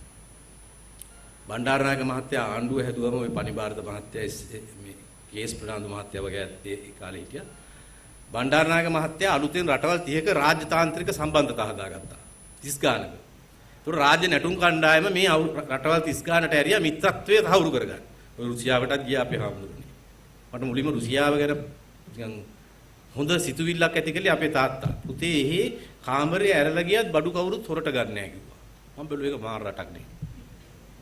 ඔක තමයි මට මුලින්ම මේ සමාජවාදී ක්‍රමයේ ගැන ඇති කරපු පළවෙනි ධනාත්මක අදහස. තාත්තලා එහිදී ලෙඩ වෙලා ඒ ලෙඩ වලට දුන්නු සාත්තුවේ මේ මිනිසු කරපු කාරුණික සාත්තුවට ගැන ඇතිවෙච්ච හැඟීමේ හිම වැටිච්ච පාරේ පෙරහැරක් කරලා තිබ්බා. ඒගොල්ලෝ සතුටු කරන්නේ. මං කියන්නේ ගියේ රටවල් 30කට 30 ගානකට ගියා. එකපාර නෙවෙයි. 5ක් යනවා සතියකට විතර ගෙදර එනවා. තව 5ක් යනවා සතියකට විතර ගෙදර එනවා. තව 5ක් යනවා සතියකට විතර එනවා. ඔහොම එනවා. ඔහොම වටේ ගහලත් 5ක් හැදුවා.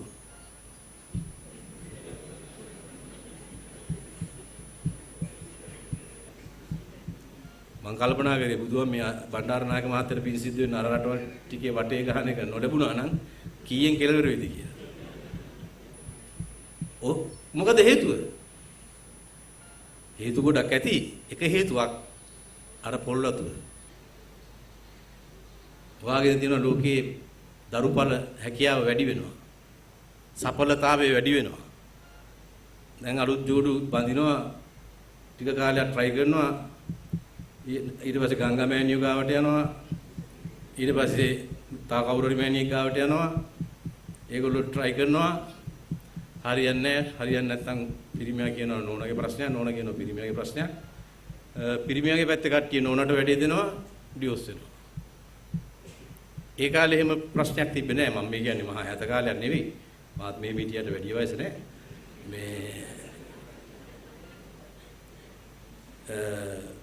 එතකොට ඒක තමයි අපිට ආපු වික්‍රමේ. ඒව මේ ඉබ්බාවේ ගෙවත්තක බලන්නකො තිබිච්ච ගස් ටික.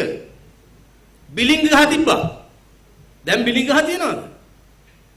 ඔයලා බලන්නකො බිලිංග වල තියෙන ගුණය මොකද්ද කියලා. නමිනං ගහ තිබ්බා. තව තිබ්බා කාමරංග ගහ. තව තිබ්බා කාමරංග ගහ. ඒ අතරේ සමහර කිවතු වල මොනවාද මේ මොනවා වැල් පෙඩල තිබ්බා. ඒවත් තිබ්බා.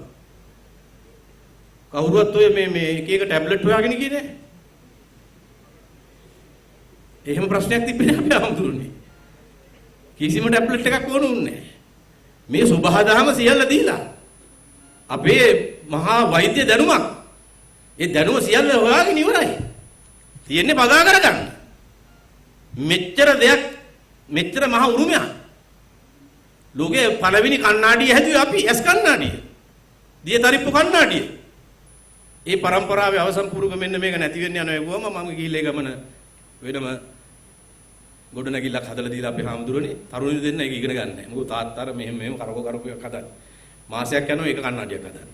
ඒකමනේ තරුණයන්ට අර මැණික් කපන යන්ත්‍ර දීලා තරුණයන් වෙනම IDP එකේ රස්සාවකට දාලා ඒකෙන් පඩිය එන විදිහට හදලා දැන් මේ තරුණියෝ දවසකට එක කණ්ණාඩියක් හදනවා. දැන් අපි ඔය තියෙන පෞද්ගලික ආයතනයක් කමක් නැහැ විෂන් කෙයා.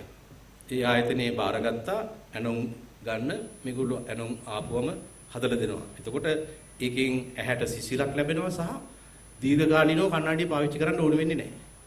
ඇහි තියෙන මොකක් හරි ආබාධ සුව වෙනවා. රාජසිංහ රජුරවන්ට පළඳපු කණ්ණාඩියත් ඒගොල්ලෝ ගාව තියෙනවා. එහෙම බහුලක්. මම මේ කිව්වේ එහෙම දැනුමක්. කෙවත්තේ තිබ්බේ බෙහෙත් හැම එකටම ඕන කරන ඒවා. අපි මේකෙන් අපි එළියට ආවා. අපි අර නව ලිබරල් වාදී ජීවන ක්‍රමයේ ආර්ථ ක්‍රමය ඒකට ගැළපෙන පොෂ් මිනිහ වෙන්න පටන් ගත්තා. අපි ජිම් එකට ගියා වංගෙඩිය අතෑරියා. ජිම් එකට ගියා වංගෙඩිය අතෑරියා. දියවැඩියාව වැඩි වුණා. අපි ලෙඩ්ඩු වුණා. හැබැයි තාමත් තියෙනවා අම්මා බීපු කිරිවල ප්‍රතිශක්තිකරණේ. තාම තියෙනවා අම්මා දීපු කෑමවල ප්‍රතිශක්තිකරණේ. තාම තියෙන එකතු කරන 3-5 ශක්තිය. තාම තියෙනවා ඔය නේවි එකට ගියේ නෑ කුරුදුවත් පොෂ් කට්ටිය. ඔක්කොම ගම්වල කොල්ලෝ. ඒ අම්මලා තාත්තලා අඩු ගානේ අවුරුදු 3-4ක් කිරි දීලා තියෙනවා. ඒ හින්දා වරුත්තු දීමේ ශක්තිය වැඩි. ඒ නිසා මැරෙන්නේ නෑ කොරෝනා එකේ. මේ ගුණේ ඒක ඇමරිකා එක්සත් ජනපදයේ ආහාර පරිභෝජන රටාව චිත්‍රපටි බලනවා ඇතිනේ ඇමරිකා. ගෙදර යන ගමන් කන්නේ. රැකියාවට යන ගමන් කන්නේ. රැයට තමයි මේසෙක වාඩි වෙලා කන්නේ. ඒත් මොන හරි සම්ප්‍රදාය අමුතු කෑමක්. ඒගොල්ලෝම අද පිළි අරගෙන තියෙන මේ ආහාර රටාව මේ ඔවුන්ගේ ජීවිතේ වෙනස් වෙන. දැන් බලන්න ජපානයේ. මගේ මතකේ නෑ ජපානයේ මරණ සංඛ්‍යාව අපි අහන්නේ. හැබැයි ජපානයේ මරණ සංඛ්‍යාව සාපේක්ෂව අඩුයි. හේතුව සංස්කෘතිය ආහාර පරිභෝජන රටාව. වෙළඳ පොළ තර්කණේ එතනක් තියෙනවා.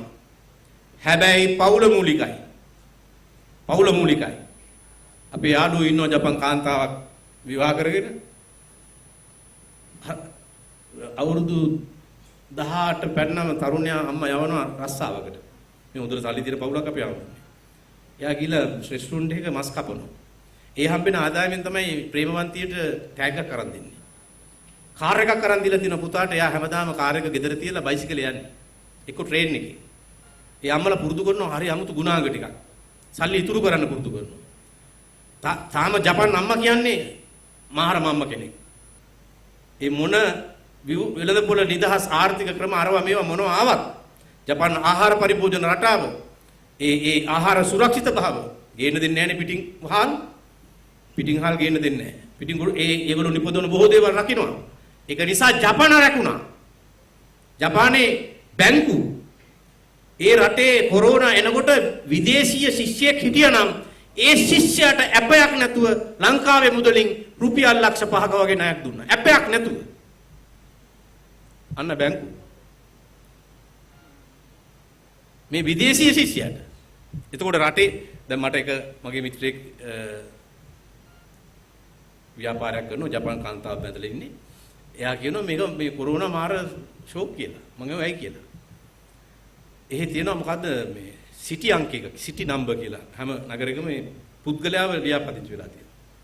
ඒතකොට රජය තීරණය කරනවා ඒ ලියාපදිංචි වෙච්ච හැම පුද්ගලයෙකුටම මම දන්නේ යෙන් මෙච්චරක් දෙන්න. පුද්ගලයෙකුටම. ඒතකොට දැන් අපි කියමු X කියන තාත්තා ඉන්නවා Y කියන අම්මා ඉන්නවා. පුතු තුනක් ඉන්නවා දුල එක්කෙනෙක් ඉන්නවා. ඒතකොට 6යි. දැන් 6ටම හම්බ වෙනවා සල්ලි. ඒ මගේ යාළුවා කියනවා මම බිස්නස් එක කරන කාලේ හම්බ කරාට වඩා දැන් හම්බ වෙනවා කියලා. එතන මොකක්ද හේතුව? බලවත් සංස්කෘතියක්. දීර්ඝ කාලයක් තිස්සේ රැක්ක සංස්කෘතියක්. ඒවා තියෙනවා වෙනස් වෙමින් යන ලක්ෂණ. නමුත් රැකිච්ච ඒවා වැඩි. කෘෂිකාර්මික නිෂ්පාදනයේ පදනම වැඩි. කෑම සංස්කෘතිය වෙනස්. අද නව ලිබරල් වාදී ආර්ථික මොඩලය අසමත් කියලා ඔප්පු කරලා ඉවරයි. ඇමරිකාවේ බ්‍රසීලයේ වැළලන්නේ මිනි නෙවෙයි. නව ලිබරල් වාදී ආර්ථික මොඩලය ඒක විසින් ගෙන එන ලද දේශපාලන මොඩලය ඒක විසින් ගෙන එන ලද ජීවන මොඩලය ඒක විසින් ගෙන එන ලද සංස්කෘතිය ඒක තමයි අර මිනි හැටියට වැළලෙන්නේ. දැන් මේකෙන් අපි එළියට එන්න ඕන. මෙච්චර බරපතල පාඩමක් ලෝකයට කියලා දීලා තියෙද්දි සමත් රාජ්‍යයන් අසමත් වෙද්දි අසමත් රාජ්‍යයක් කියලා හම්බඩු ගහන්න බලන් හිටපු ලංකාව මේ බලගත් වෛරසය ඉදිරියේ නෑ අපි සමත් කියලා. ඒක BBC කියන්නේ නෑ. ඒක CNN කියන්නේ නෑ. ඒක අල් ජසීරා කියන්නේ නෑ. හරියට බැලුවොත් ඔය කිව්වේ නවසීලන්තේද කොහෙද නේද? ටිකක් බලන්නකො අපි හාමුදුරනේ නවසීලන්තේ ජනගහනයට සාපේක්ෂව හැදිච්ච ගානයි අපේ ගානයි. හැදිච්ච ගානට අනුව මැරිච්ච ගානයි අපේ ගානයි. හැදිච්ච ගානට අනුව හොඳ වෙච්ච ගානයි අපේ ගානයි. අපි ඊට ඉස්සරහින් ඉන්නේ. ඒ වුණාට අපිට ඒ වටිනාකම ලැබෙන්නේ නැහැ. අපේ හැම සුදු නැහැ. ඒ හින්දා මොනවා හරි ගාලා කොහොම හරි ඉක්මනට සුදු කරගමු. මේ දැන් ඇමරිකාවේ දැනටමත් මිලියන 40කට වඩා රස්සා නැහැ. මිලියන 40කට වඩා රස්සා නැහැ. ඒ කියන්නේ ලංකාවේ ජනගහනය වගේ දෙගුණයක්. ලෝකේ මහා ආර්ථික අවපාතයක් මේ එන්නේ. මේක IMF එකේ ප්‍රධානියා ජාත්‍යන්තර මුල්‍ය ආරමුදල ප්‍රධානියා යා ක්‍රිස්ටලිනා ජෝජිවා මහත්මිය එයා කියනවා අපේ හාමුදුරනේ 1930 ආවා මේ වගේ වසංගත තත්ත්වයක්. ඒ කාලේ අපිට මතකයි කියනවා බජරි කෑවයි කියලා. ඒ 30 ගණන් වල ආපු වසංගතේ. ජාත්‍යන්තර මුල්‍ය ආරමුදල ප්‍රධානී ක්‍රිස්ටලිනා ජෝජිවා කියනවා ඒ 930 වසරේදී ලෝකයේ මුහුණ දුන් ඉතාම දරුණු ගණයේ ආර්ථික අවපාතයකට සමාන හෝ ඊට වැඩි තත්වයකට ලෝකයට මුහුණ දෙන්න වෙනවා කියලා. ඒ කියනවා ශ්‍රම බලකායෙන් 80%කට රැකියා හිමිවීමේ අවදානමක් ඇත. ඒ අතර මෙම තත්වයෙන් අර්ධ වශයෙන් හෝ නැගී සිටීමට වසර 2ක් ගත විය හැක. මේ අපි නෙවෙයි කියන්නේ IMF. ක්‍රිස්ටලිනා ජෝජිවා ප්‍රධානී. මෙයාපත් කරන්නේ ගොඩක් වෙලාවට ඇමරිකාවේ. ඒක බොරුවක් නෙමෙයි මේක ඇත්තක්. ඒ අතර රුසියාවේ ජනාධිපතිගෙ ඉන්න උපදේශකයෙක් පුටින්ගේ. එයා වෛද්‍ය ලියෝනාඩ් රොෂාල්. එයා කියනවා කොරෝනා වසංගතය අනාගත ලෝකයේ ජෛව අවිප්‍රහාරයක පෙරහුරුවක්සේ සලකා කටයුතු කළ යුතුයි.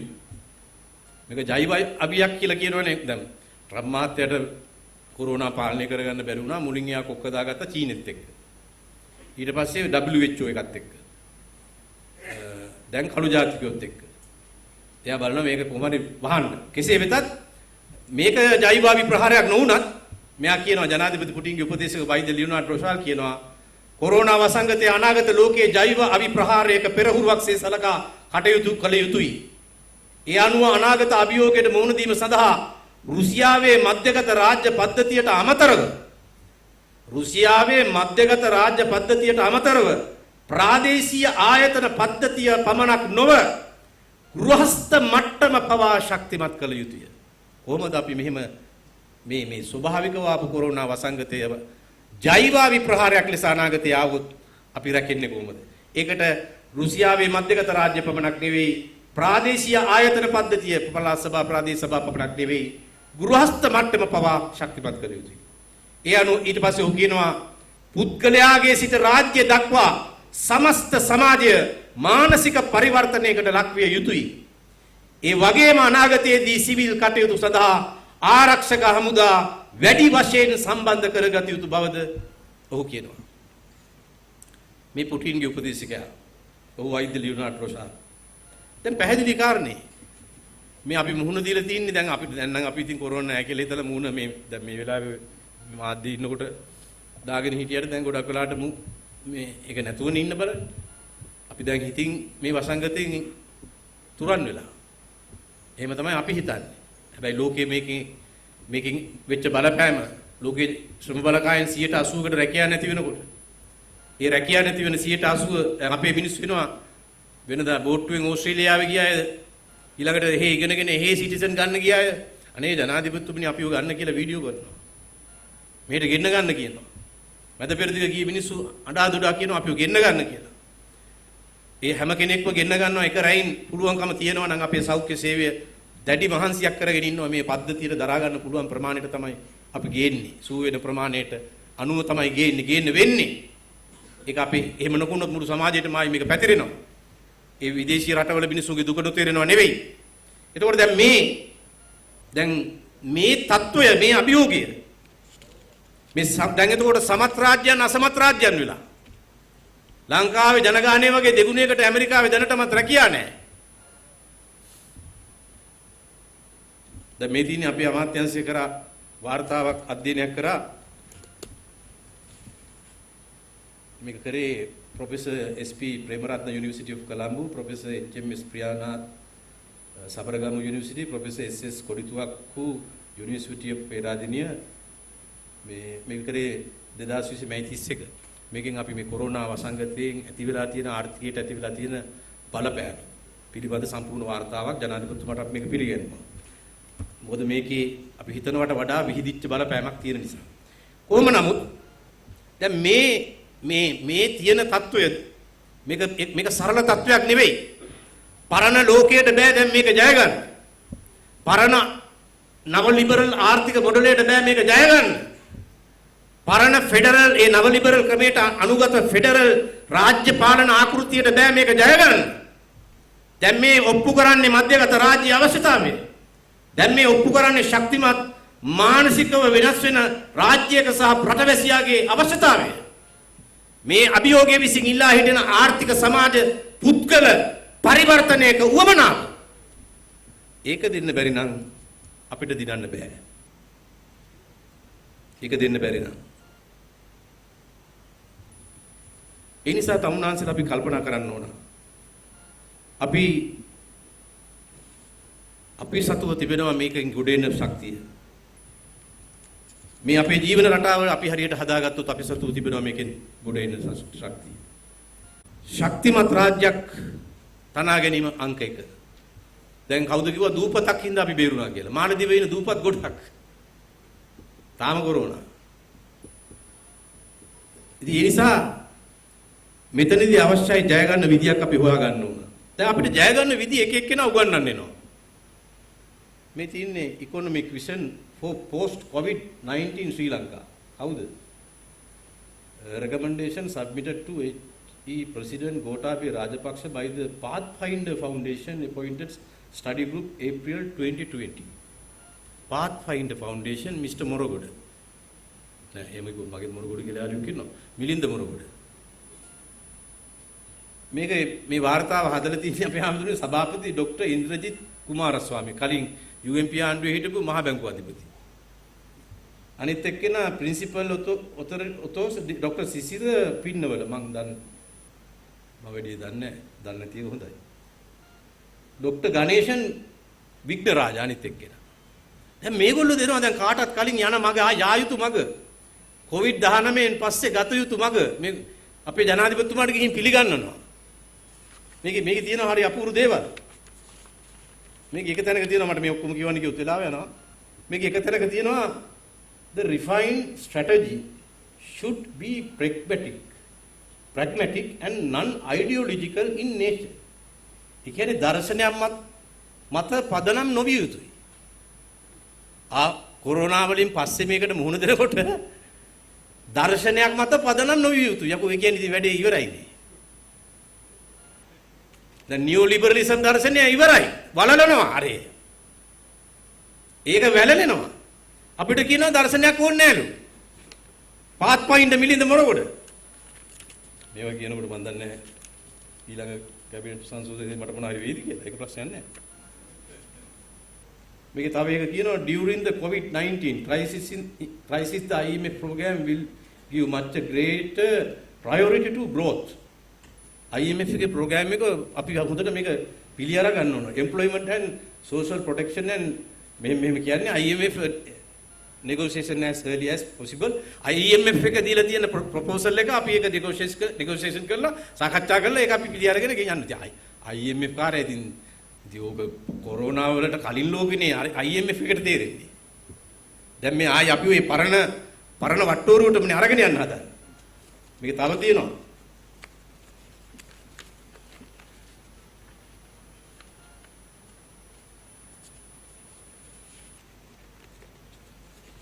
කොහොම හරි මේකෙන් කියන්නේ අලුත් කතාවක් නෙවෙයි. IMF එක කියන්නේ මේකේ තියෙනවා මේ සිංගප්පූරුව සමග අත්සන් කරන ලද ගිවිසුම එය ක්‍රියාවට නන්වන්න. එමගින් ලැබෙන ප්‍රතිලාභේ ඒ ගිවිසුමට අනුවනේ අපේ හැමතුන් අර ගුණුත් ආවේ. අපේ ආණ්ඩුව ඇවිල්ලා ගුණු ටික ආයි ප්‍රතිඅපනයනේ කරේ. ඒ සිංගප්පූරුව එක ගහන්න යන ගිවිසුම ගැන මම හිතන්නේ අපි මෙතන ඉන්න ගොඩක් අය දන්නවා. අපි ගොඩක් දැනුවත් කරලා තියෙනවා. ඒ ගිවිසුම ක්‍රියාවට නන්වන්න. මේ එතකොට මේ පශ්චාත් කොරෝනා වලට මුහුණ දෙන්න පුළුවන් ද සිංගප්පූරුවත් එක ගහපු ගිවිසුම පණ ගන්නවලා. මේ කොහෙටද අරන් යන්න හදන්නේ? පාත්ෆයින්ඩර් කියන්නේ ඔත්තු සේවා සංවිධානයක්. ලෝකේ රටවල් කීපයකින් සල්ලි හම්බ වෙනවා. ඒ සල්ලි වලට තොරතුරු එකතු කරනවා. තොරතුරු එකතු කරන තොරතුරු කරුවන් හැමතැනම රිංගවලා ඔවුන්ට පඩි ගෙවනවා. ඒ තොරතුරු කරුවන්ගෙන් ගන්න තොරතුරු මත බටහිරට ඕන කරන විදියට ඒ සල්ලි ගෙවන මහත්තුරුන්ට ඕන විදියට නොමග යැවීම සඳහා ක්‍රියා කරනවා. පාත්ෆයින්ඩර් කියන්නේ මිලින්ද මොරගොඩගේ ඔත්තු සේවා තිප්පොළ. ඒකනේ අර අපේ උඩුවේ ධම්මාලෝක හාමුදුරුවන්ගේ පන්සලේ පිරිත් ටිකක් දැම්මයි කියලා උසාවි ගිය හාමුදුරුවනේ. මේගොල්ලෝ මේ 2019 ජනවරමේ අයිතිකාරයෝ නෙවෙයි. මම ඕන්න සමාජලට ඔය කාට හරි ඩිනර් එකක් දෙන්න නැති. අපි දන්නේ නැහැ. මේගොල්ලෝ මේ ජනවරමේ හිමිකාරයෝ නෙවෙයි. මේගොල්ලෝ නෙවෙයි මේ පශ්චාත් කොරෝනා පාර කියන්න ඕනේ. මේ රටේ මහසඟරුවන මේ රටේ ජාතික බලවේගය මේ පොළව ඇහැරුණා ජනාධිපතිවරණේදී එකා වගේ ඇහැරුණේ සිංහල බෞද්ධ සිංහල කිතුණු ජනයා ඉස්ලාම් ජනයාගේ බුද්ධිමත් කොටස විශේෂයෙන්ම වහබි අන්තවාදයට විරුද්ධ කොටස මේ හැමෝම ඇහැරලා තමයි මේ ලක්ෂ 14ක පරතරයක් තියලා ලෝකේ පළවෙනි වතාවට මේ වෘත්තිමේ නායකයෙක් දේශපාලනයේ උඩට ගෙනාවේ. මේක ලේසියෙන් සිද්ධ වෙන දෙයක් නෙවෙයි. අපේ රටේ ඉතිහාසයේ ලේසියෙන් සිද්ධ වෙච්ච දෙයක් නෙවෙයි. මිත්‍යා මතයක් තිබ්බ සුළු ජාතික ඡන්ද කුට්ටියට කෙලහලන්නේ නැතුව ජනාධිපති කෙනෙක් හදන්න බෑ කියලා. ඒ මිත්‍යා මතය කුඩුපට්ටම් කළා. ඒක කලේ පාත්ෆයින්ඩර්ද? ඒක කලේ පාත්ෆයින්ඩර්ද? මොරගොඩලද? ඒතර මේගොල්ලෝ දැන් after COVID-19 road map දෙන්න ඕනේ. නෑ අපේ හාමුදුරනේ. මහා සංඝරත්නය පාර්ලිමේන්තු යන්න ඕනේ නෑ. මහා සංඝරත්නය මෙන්න මේ මඟ පෙන්වීම කිරීම උන්වහන්සේලාගේ ඓතිහාසික කාර්යභාරයක්. අපේ දේශපාලනය අපි හැමදාම කළේ නිලතල බලතල වරප්‍රසාද වෙනුවෙන් නෙවෙයි මාතෘ භූමියට ඕන කරන ඓතිහාසික ගමන් මඟ වෙනුවෙන් ජාතිය හැරවීම එදෙසට මේ රට හැරවීම. ඒතකොට මේක කරන්න මේ ශක්තිමත් රාජ්‍ය මේ ශක්තිමත් රාජ්‍ය හදනවා වගේම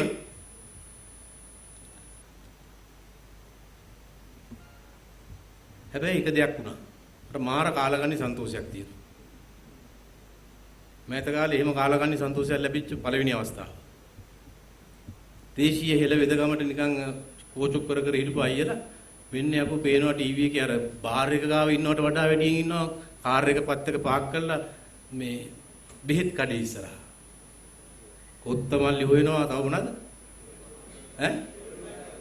පෙරුම් කායන් හොයනවා. තව හොයනවා. කහ හොයනවා. දුම් හට්ටිය හොයනවා. අපිට පිටරටින් ඉන්න අය කියනවා අනේ අර ඒ දුම් හට්ටියයි ඒකේ ආශ්වාස කරන එකයි කොහොම හරි යවන්නේ කියලා. මාත් රටවල් දෙකකට තානාපති කාර්යාලයක් කරා කොහොම හරි යවුවා. දැන් මේක මේ පේන්නේ මොකද්ද? අපි මේ මිත්‍යාව දැන් අපේ ඔළුව ඉදිරිපිට බිඳ වැටලා ඉවරයි. අපේ උරුමයට දැන් වහම පණ දීම අවශ්‍යයි. ආයේ මේකේ සෙල්ලම් කරන්න බෑ. COVID-19 දැන් තියන්නේ COVID-20 වුණාම මොකෝ වෙන්නේ? ඒ නිසා දැන් අපිට හුරතල් වෙන වෙලාවක් නැහැ. මේ ආණ්ඩුවේ මූලික වශයෙන් අද පෙන්නලා තියෙනවා මේකට සංවේදීකම. ඒක අපි අගය කරනවා ඉතින් ඉහලින් ජනාධිපතිතුමා. ගෙවතු වගාවට බීජ දුන්න නොමිලේ සෞභාග්‍යයේ ගෙවත්ත හදන්න කියලා පෙළඹෙව්වා. ඊළඟට සමහර මේ රටේ නිෂ්පාදනය කරන්න පුළුවන් දේවල් ආනයනය කරන එක නතර කරලා තියෙනවා. සමහර උදාහරණයට කොස්ස ගේන තහනම්. දැන් ඉතින් අපේ නිෂ්පාදකයා කොස්ස හදන්න ඕන. නැත්නම් ඉතින් ඔස්ස ළඟින් මැස්ස ගියත් මේ ආණ්ඩුව කොස්සවත් නැති කරා කියලා තමයි මේ ආණ්ඩුව ගෙදර යවන්නේ ඊළඟට සිරිම වෑරියා වගේ. එහෙමනේ මිනිස්සු. දැන් මම මේ සුළු උදාහරණයකට කිව්වේ. ඒතකොට අපිට පේනවා රාජ්‍ය යාන්ත්‍රණයේ යම් මානසික සූදානමක් තියෙනවා මේ පරිවර්තනයේට. ජනාධිපතිතුමන්ගේ සිට පෞගීදා ජනාධිපති කාර්ය සාධන බලකාය රැස්ුණා දෙවෙනි වතාවට. මගේ කැබිනට් පත්‍රිකාවක් අනුමත කරලා ඒ කාර්ය සාධන බලකාය ඇදුවේ. කර්මාන්ත හා ව්‍යවසාය සංවර්ධනය වෙනුවෙන් ජනාධිපතිතුමා පැය 4ක් එක දිගට ඉතිහාසයේ පළවෙනි වතාවට මට කර්මාන්තකරුවෝ කිව්වා ව්‍යාපාරිකයෝ කිව්වා පැය 4ක් ජනාධිපති කෙනෙක් අපි කියපු දේවල් වලට හුම්කන් දීලා උත්තර දීපු පළවෙනි අවස්ථාව මේ අවස්ථාව කියලා. ඒ මිනිස්සු අපේ ආමඳුරනේ ස්වභාවිකවම කවුරුත් මේ චියර් ගන්න නිවේදකෙක් හිටියේ නෑ. මම තමයි ස්තුති කරලා අවසන් කරේ. ඒගොල්ලෝ ඉබේම අත්පොරසක් ගැව්වා. ඒ කියන්නේ ඊට කලින් එකේ 180ක් විතර උන්ගේ ප්‍රශ්න අපි විසඳුවා. ඒ කියන්නේ මේ රාජ්‍ය ජනාධිපතිතුමා මේ රාජ්‍ය යන්ත්‍රණයේ මෙහෙවන්න හදනවා. COVID-19 පසු ලංකාව ඊට පෙර තිබුණු ලංකාව බවට පත් නොවන ලෙස. අර අති පරිභෝජනවාදී කෑදර මජර ජීවිතය ඒක ප්‍රශ්න කරලා ඉවරයි. ඒක අර මාස එකමාරක් ගෙදර ඉන්නකොට හිතෙන දේවල් වලින් තේරුම් ගිහිල්ලා ඉවරයි. මේ මිනිහා කියන්නේ කොච්චර පුංචි මිනිහෙක්ද? නොදන්න වෛරස් එකකට ඌව හිරගලා ඇත්තට ගත්තොත් මේ මොකක්ද උකට කියන්නේ අර අවුන් සංසු කිව්ව තිබ්බේ මොනවා කියලාද? ඈ? නිවාසඩසිය. මුළු රටම නිවාසඩසිය. ආවොත් ඉන්දියාවේ නම් පොලිසිය පොල්ලෙන් ගහනවා මෙහෙනම් ගෙලිම හිරේ දානවා. ඉන්දියාවේ ට්‍රීට්මන්ට් එක ටිකක් වෙනස්. දැන් ඇත්ත කතාව අපි නිවාසඩසියේ. මුළු ජනගහනයම නිවාසඩසියේ ಜಾති ભેදයෙන් තොරව, ආගම් ભેදයෙන් තොරව. ඔය නිවාසඩසියේ ඉන්නකොට හිතිච්ච දේවල් අපේ හාමුදුරනේ සාමාන්‍ය කාලේ හිතිච්ච දේවල්ද? මේ ජීවිතය ගැන හිතිච්ච දේවල් වෙනදට හිතිච්ච දේවල්ද? කිසි දවසක ගෙවත්තේ පැලයක් හිටපු නැති මිනිස් පැල හිටවන්න පටන් ගත්තේ නැද්ද? මානසිකව පරිවර්තනය වුණේ නැද්ද? වුණා. රාජ්‍ය යන්ත්‍රණයත් මානසිකව පරිවර්තන වුණා. හැබැයි දැන් මේ හදන්නේ නව ලිබරල් වාදී වසපුවලා කොහොමෙන් හරි මෙන්න මේ වෙමින් පවතින ඉදෙසට යමින් තිබෙන ගමන ආපස්සට හරවන්න. ඒක නතර කිරීම තමයි අපි මේ නව තත්වයට සරිලන යෝජනාවලියක් මේ රටට ඉදිරිපත් කරන්නේ. මේක අපි කියන්නේ ජාතික නිදහස් පෙරමුණේ මේ විතරක් අදහස් මත පදනම් විතර නෑ මේ රටේ මහා සංඝරත්නය, ජාතික ව්‍යාපාරයේ විවිධ සංවිධාන, ජාතික නිදහස් පෙරමුණ, තවත් ජාතික ව්‍යාපාරයේ තියෙන සංවිධාන මේ ඔක්කොගෙම අදහස් ඇතුළත් වෙලා තියෙනවා මේ අන්තර්ගතයට. මේකට මුහුණ දෙන්න අපි මේන විශාල ගෝලීය ආර්ථික අවපාතයට මුහුණ දෙන්න. හැබැයි මේක ඇතුලේ පොඩි හොඳකුත් උනා. ලංකාව කියන බ්‍රෑන්ඩ් නේම් එකට වටිනකම වැඩි වුණා. ඒ කියන්නේ මේක පාලනය කරපු විදිය දැන් බ්‍රිතාන්‍ය ජාතිකයේ BBC එකේ කියනවා මාව ලංකාවේ එයාපෝට් එකේ මට දීපු ට්‍රීට්මන්ට් එකයි මෙහෙට එනකොට දීපු ට්‍රීට්මන්ට් එකයි වෙනස්. ලංකාව ගොඩක් සංවිධානාත්මකයි. ඇල්ලේ හිටපු සුජාත් විදේශිකයෝ ටික ලංකාව ගැන ලස්සන කතාවක් කිව්වා. ලංකාව ගැන ගියේ ධනාත්මක තොරතුරු.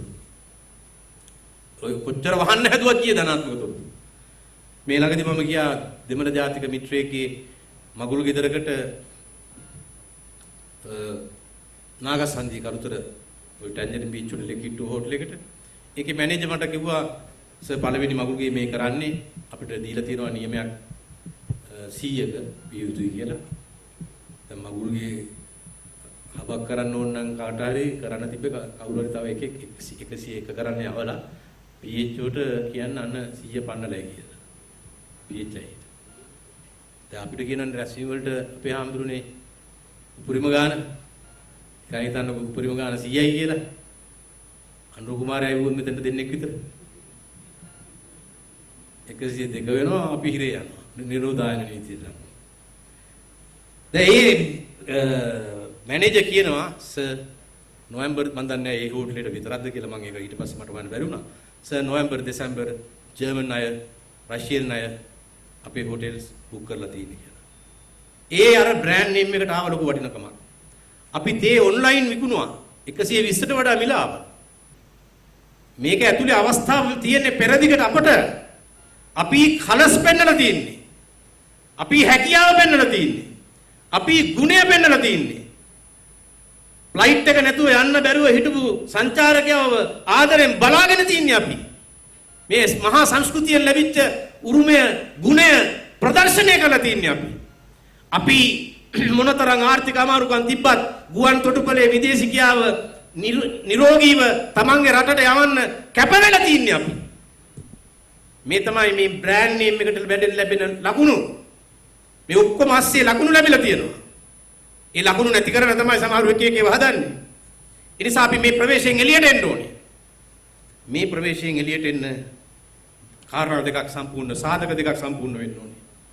ශක්තිමත් රාජ්‍ය නායකත්වය ඒක අපිට තියෙනවා ගෝඨාභය රාජපක්ෂ මැතිතුමා. මහින්ද රාජපක්ෂගේ මැතිතුමා. ඒ වගේම මහ ජනතාවගේ මානසික සූදානම. ඒක ඉතා වැදගත්. ඒ මානසික සූදානම ඉතා වැදගත්. දැන් මම උදාහරණයක් කියන්නම්. මම ඊ රූපවාහිනී වැඩසටහනක හිටියා. ඒ නම කිව්වට කමන්නේ. උවිදු කුරුකුල සූර්ය අහලා ඇතිද?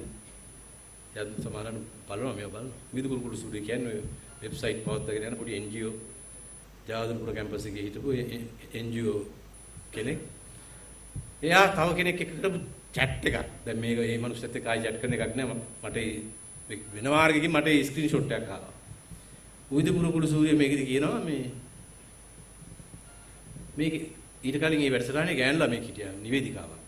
මේ නිවේදිකාවත් හිටියනම් හරි හොඳයි හුරු කුරුටි කියලා කියනවා. මේ දැන් ප්‍රෝග්‍රෑම් එක ගැන කියන්නේ. ඊට පස්සේ කියනවා විමල්ගේ රැවුල ටිකක් කළු වැඩි. විමල්ද පාට කරන් ආවේ නැත්නම් උඹලද පාට මේ ස්වර්ණවාහිනී ඔය channel එකෙන්ද පාට කරේ. දැන් වෙනදා විඳු ප්‍රෝග්‍රෑම් එකක් ඉවරුනාම ලියන්නේ ඒව නෙවෙයි. අර මම මොන හරි කියපු ඒවා තියෙන මේ ඒගොල්ලන්ට ප්‍රහාරාත්මකව දිය හැකි ඒවා දැන් බලලා තියෙන්නේ මගේ රැවුල පාට වැඩිලු. පාට වැඩි තමයි. තව ටික දවසක් යනකොට මේක පාට කරගන්න බැරි වෙනවා. ඇයි? ඩයි ගෙනීම තහනම්. අපේ හාමුදුරන්ට නම් ප්‍රශ්නයක් නැහැ. අනිත් හැමෝටම ප්‍රශ්නයක්. ડોક્ટર ගුණදාසට ප්‍රශ්න ડોક્ટર ගුණදාස අමරසේකර මම අත්යට ප්‍රශ්නයක් නැහැ. දැන් එන්නේ නැහැ. දැන් අපේ මිත්‍රෙක් ඉඩම් අක්කර 500ක් කිල්ලුව කෘෂිකර්ම අමාත්‍යාංශයෙන් මහවැලි දැන් අනුමැතිය ලැබුණා. අපි මම ඒකට උදව් කරා. මොනවද වවන්නේ? හෙනා කියන ශාකයේ වැවුවම ඩයි එක හත්යයි. දැන් ඔය මම දන්නේ ඔය තහනම් කරපු ලයිස්තු මට තාම හරියට 100%ක්ම බලන්න වෙලාව තිබ්බේ නැහැ. සමහර මේ LCL මේවට කියන්නේ LCD ද මොනවාද? මේ වගේ දිනේ එම නෙගටිව් ලිස්ට් එකේ තියෙන්නේ. తాවකාලිකව තහනම්.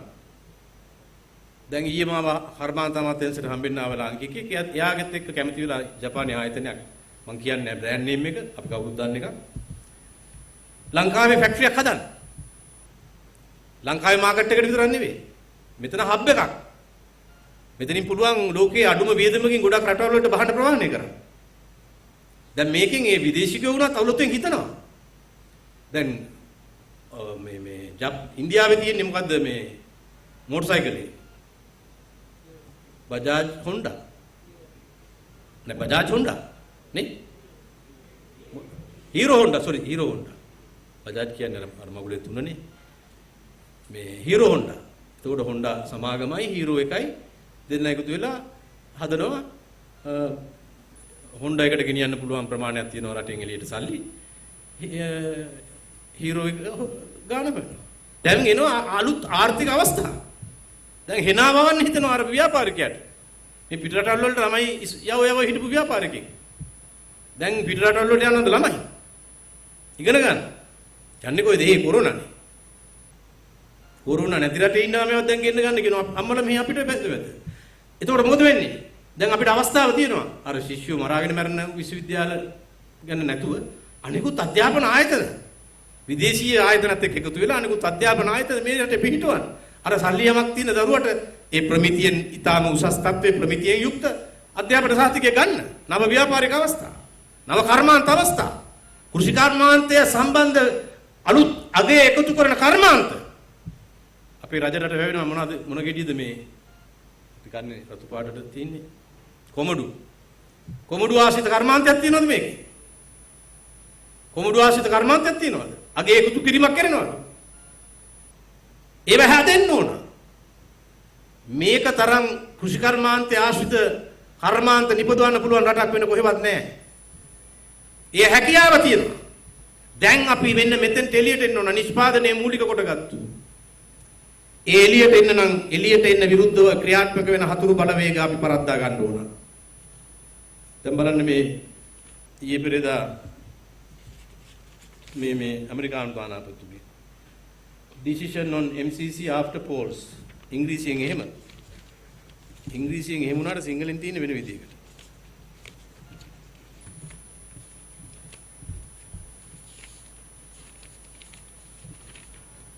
සිංහලෙන් තියෙන්නේ මේ මට ඒක හොයාගන්න වෙලා යනවා මේ ජනාධිපතිතුමා ඒක වුණා මහමැතිවරණයෙන් පස්සේ ගැන අවශ්‍ය නම් සාකච්ඡා කරන්න ප්‍රශ්න නැහැ නේ අපි හඳුන්නේ.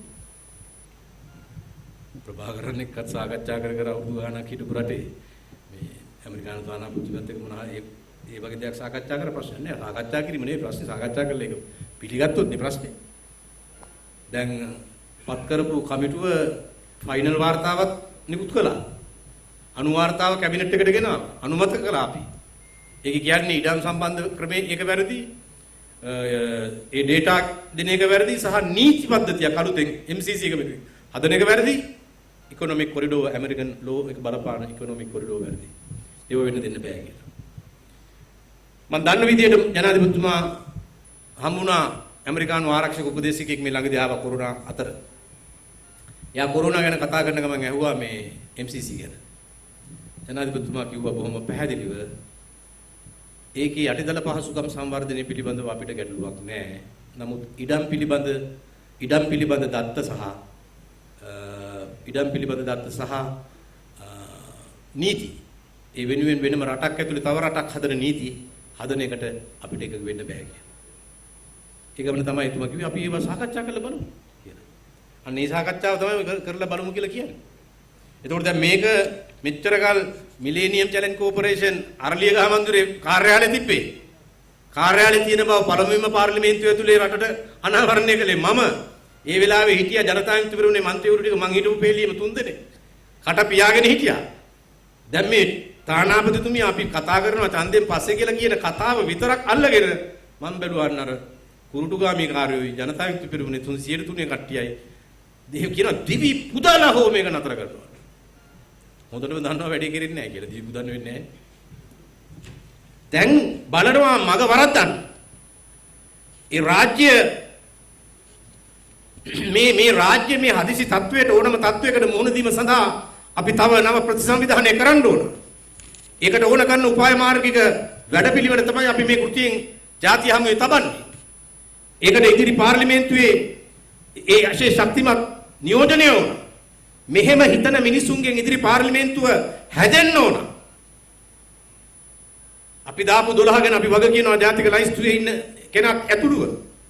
ඒ මෙහෙම හිතන පිරිසක් මේ අරමුණ වෙනුවෙන් ඉදිරි පාර්ලිමේන්තුව මෙහෙවිය යුතුයි කියලා කල්පනා කරන පිරිසක් ජාතියේ නිසි මගට රැගෙන ආ යුතුයි. ගෝඨාභය රාජපක්ෂ ජනාධිපතිතුමන්ට ලක්ෂ 14ක පරතරයකින් ඒ ලබා දුන් මහා ජනවරමේ ගුණය අර්ථය කොරෝනා වලින් පසු ලැබී තිබෙන මේ අසමසම තත්වය පාවිච්චි කොට නිසි මගට මේරට ගෙනීමට එතුමාට තියෙන පිපාසාව සංසිඳුවාලීම සඳහා ඉහළින්ම කැපවිය යුතුයි කියලා හිතන පිරිසක්. එහෙම පිරිසකගෙන් මේ බලය අපි ශක්තිමත් කරන්න ඕන. අලුත් පණක් ගේන්න ඕන. ජෛව ආපදාවන්ට මුහුණ දීම සඳහා වූ නීති ගේන්න ඕන. මේ ජෛව ආපදාවන් එන්න පුළුවන්. එක එක දැන් උභාසල දැක්කා මොකෙද්ද කුරුමින් එන්නේ මොකෙද ආවේ අර ඔය පළගැටියෙක් ආවා. අම්මා මුත්ත කාලේවත් දැකලා නැති. වේගෙන් පැතිරෙනවා. ඊට කලින් ආවා දලඹුවේ. සේනා දලඹුව. ඌට මොනවා වුණාද කියලා මන් දන්නේ නැහැ ඊට පස්සේ. දැන් මේ අපේ හාමුදුරනේ දෙමළ චිත්‍රපටියක් තියෙනවා මට මතක නැහැ. ඒකේ නිෂ්පාදනයේ නම් ඔය මේ මම ඔය රැ හිටපු රූපවාහිනී නාලිකාවේ අයිතිකාරයා. ඒ දෙමළ චිත්‍රපටිය මට මතක හැටියට ආප්පනරි මොකක් හරි වගේ නමක් මම ඒක බැලුවා. ඒකේ තියෙනවා කොහොමද මේ ජෛව අවි පාවිච්චි කරන්නේ. ඒ කියන්නේ ඒ ව්‍යාපාරිකයාට ඕන වෙනවා මේ ප්‍රදේශයේ තියෙනවා මිනිරන් හරන්න. ගුවිය වගා කරනවා. ගුවිය වගාවෙන් අයින් කරන්න ඕන.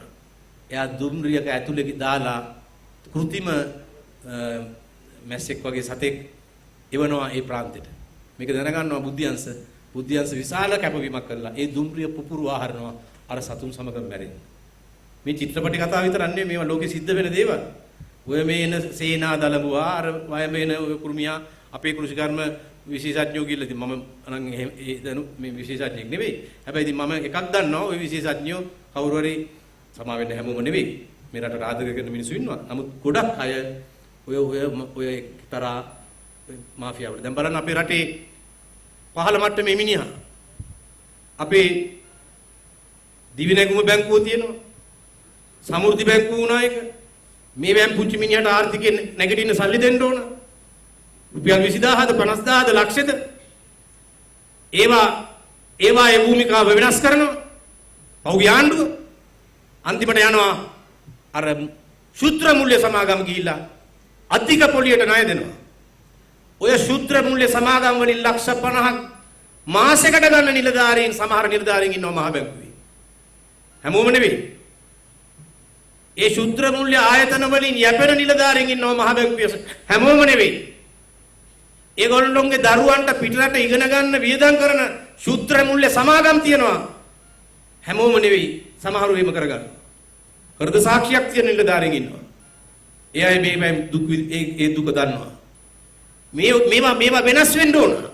මහ බැංකුව මේ මූල්‍ය ආයතන අපේ මේ අවුරුද්දේ අපේ ආමතුරුනේ පළවෙනි මාස දෙකේ රාජ්‍ය බැංකු දෙකයි පෞද්ගලික බැංකුවයි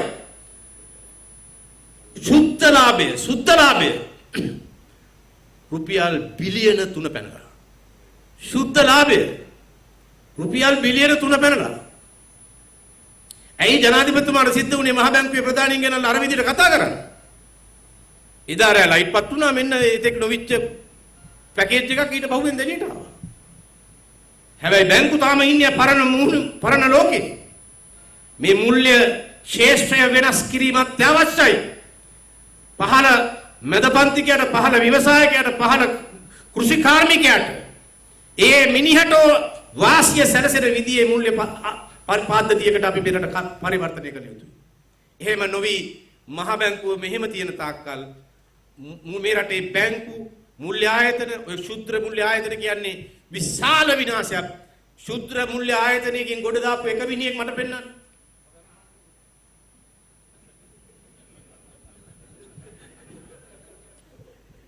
ඒ ශුද්‍ර මුල්‍ය ආයතන කියන්නේ මොකද?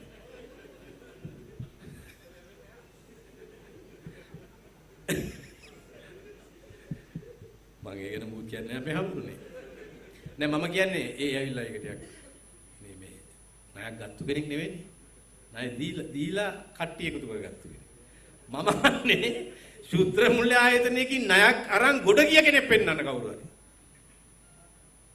ගොඩ ගිය කෙනෙක් පෙන්වන්න. ගොඩ ගියේ නෙමෙයි බෙල්ලේ වැලදාගත්තු මිනිස්සු පෙන්වන්න පුළුවන්. බෙල්ලේ වැලදාගත්තු මිනිස්සු පෙන්වන්න පුළුවන්. ඒ නිසා මේ ඔක්කොම අපි වෙනස් වෙන්න ඕන නේ. මේ කොවිඩ් වලින් පස්සේ අපි අපේක්ෂා කරන ගමන යන්න නම් ඒ මහා පරිවර්තනයට මේ රට යොමු කරන්න නම් මේ හැම පද්ධතියකම විය යුතු ඒ සියල්ල වෙන්න ඕන. මිනිස්සුන්ගේ ප්‍රතිශක්තිකරණ ශක්තිය වැඩි කරන ආහාර පරිභෝජන රටාවට අපි මාරු වෙන්න ඕන.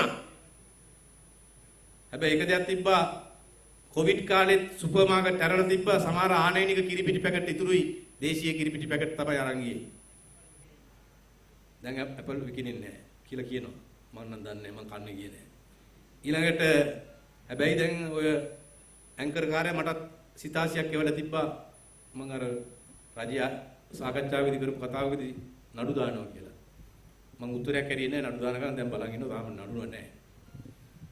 දැන් බලන්න අර එක ඇඩ් එකක් යනවා කන්න මොකද්ද මොනමි පොත්තු මී කන්න කියලා.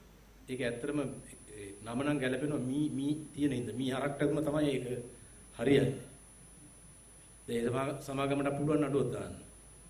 මේ අපේ දරුවන්ට දැන් කන්න දෙන්නේ මොනවද? හොට් ඩොග්ස් දෙයි, පිට්සා දෙයි. මේවා දැන් යුරෝපයත් හිමීට අතාරින ආහාර. අපේ දරුවෝ අපේ පරණ කෑම වේලට අපි ගෙනියන්න ඕන. එක අම්මා කෙනෙක්ගෙන් මම මෙහෙම දේශනයක් කරගෙන යද්දී ඇහුවා මේ මම මේ කලින් කිව්වේ නෑ මං හිතන්නේ දුව බැඳලා නේද කියලා. තරුණ දුව බැඳලා නේද කියලා. ඔව් කිව්වා. මම දුව දැන් දරුවා දැන් අවුරුදු 1කමාරක්. මම ගම ඒ දරුවා කොච්චර කාලයක් කිරිපෙව්වද අම්මා කියලා. අවුරුද්දෙන් දරුවා කිරිබොන එක නැවැත්තුවා කිව්වා. ඒ කියන්නේ දරුවට මොලේ දිනන අම්මට වඩා. අම්මා ෂුගර් එකට කන්නේ කොත්තු. ඔය එහෙම මේ ෆ්‍රයිඩ් රයිස් අර රයිස් මේ රයිස් කනවා ඇති දරුවට තේරෙනවා මේ මගුලේ කිරි ටික බීලා නම් මට ඇති කේමලක් නෑ. දරුවා අවුරුද්දෙන් නැවැත්තුවා. අපේ අම්මලා එහෙම නෙවෙයි ඉන්නේ යකෝ ඇඟ නිවෙන කෑම ලේ වඩන කෑම මොන තරම් පරිස්සම් වෙනවද ඒ දරුවා මේ තියාගෙන අම්මා තමයි මේක රැක්කේ. බුද්ධ චීවරය මේ සමාජයේ රැක්කා. ඒ අතරේ අම්මා තමයි මේක රැක්කේ. අම්මා නැවත මේ භූමිකාව ගන්න ඕන. පිරිමියා නැවත අර නව ලිබරල් වාදී ඒ ජීවන රටාවේ උගුලෙන් එළියට ඇවිල්ලා මේ රටේ දාඩිය මහන්සිය හෙලලා බය නැතුව අභියෝග වලට මුහුණ දීලා රටේ නිෂ්පාදන ආර්ථිකයකට පණ පොහොන පිරිමියෙක් බවට පත් වෙන්න. එතකොට තමයි ඇත්ත පිරිමියා වෙන්නේ. නැත්තම් ඉතින් රනිල් වගේ. ඒ නිසා අධ්‍යාපනයේ ගුණාත්මකව වෙනස් වෙන්න ඕන. මේ දැන් තියෙන අධ්‍යාපනයෙන් එහෙම දරුවෙක් හදන්නේ නැහැ. දැන් තියෙන අධ්‍යාපනයේ බලන්න කැන්ටිමට ගිහලා ඉස්කෝලේ. කවන්නේ ෂෝට් ටීක්ස්. තෙල් දානවා 3-4 වතාව. ඩල සලහප්පිරු මැතිතුමා මගේ මිත්‍රයෙක් එතුමා හොඳ අධ්‍යාපන ඇමති කෙනෙක් කියලා මම විශ්වාස කරනවා. එතුමාට පුළුවන් වෙයි මේ වෙනස කරන්න. මේ අධ්‍යාපනයේ සම්පූර්ණයෙන් දේශීය නිෂ්පාදනයේට දේශීය කෘෂි කර්මාන්තයට ජපානයේ අපේ හාමුදුරුවනේ උගන් මාසයකට වතාවක් දරුවෙකුට දෙනවා වැසිකිළිය සුද්ධ කරන්න. ඉස්කෝලේ පොදු වැසිකිළිය අපේ ඉස්කෝලේ පොදු වැසිකිළිය සුද්ධ කරන්න දරුවෙකුට දුන්නා අම්මයි තාත්තයි එනවා එදාම මානව හිමිකම් කොමිසමට ගිහලා නඩුවක් දානවා මෙන්න මගේ දරුවාව පොදු වැසිකිළිය සුද්ධ කිරීම සඳහා යොදාගෙන නැත ඒ මගේ දරුවාගේ මූලික මිනිස් අයිතිවාසිකම් උල්ලංඝනය කිරීම කියලා. ජපානයේ හැම ලොකු පොඩි නෑ හැම දරුවෙකුටම ඇයි ඒ දරුවා ඊට පස්සේ ගෙදර පොදු වැසිකිළිය පාවිච්චි කරන හැටි දන්නවා. අපේ සමහරලාට ඩිග්‍රී වලින් උඩ අමු සිංහලෙන් කිව්වොත් පොදු වැසිකිළිය චූ කරන්න දන්නේ නැහැ. දැන් මේක දායි දන්නේ නැහැ. ඔක දන්න එපා. ඕක දැන් මට ඇති වැඩක් නැහැ. ඒක තමයි ඇත්ත කතාව. වැඩේ කරනවා ප්‍රශ් කරන්නේ. ඒ හින්දා බෝඩ් එකක් ගහලා තියෙනවා ආවල් දෙක කරගත්තට පස්සේ මේක ඔබට යන්න කියලා.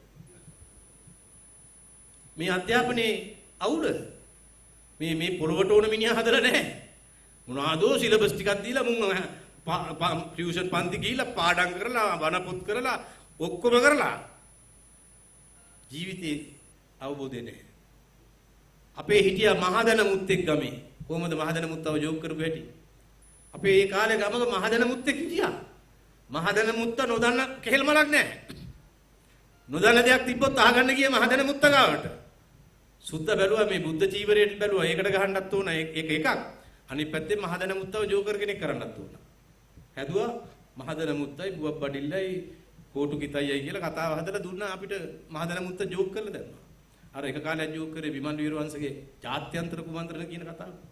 ආන් ඒ උපාය මාර්ගෙම තමයි මහදන මුත්තව ජෝක් කරා. දැන් අපිට මුත්තල ජෝක්. මහදන මුත්තල ජෝක්.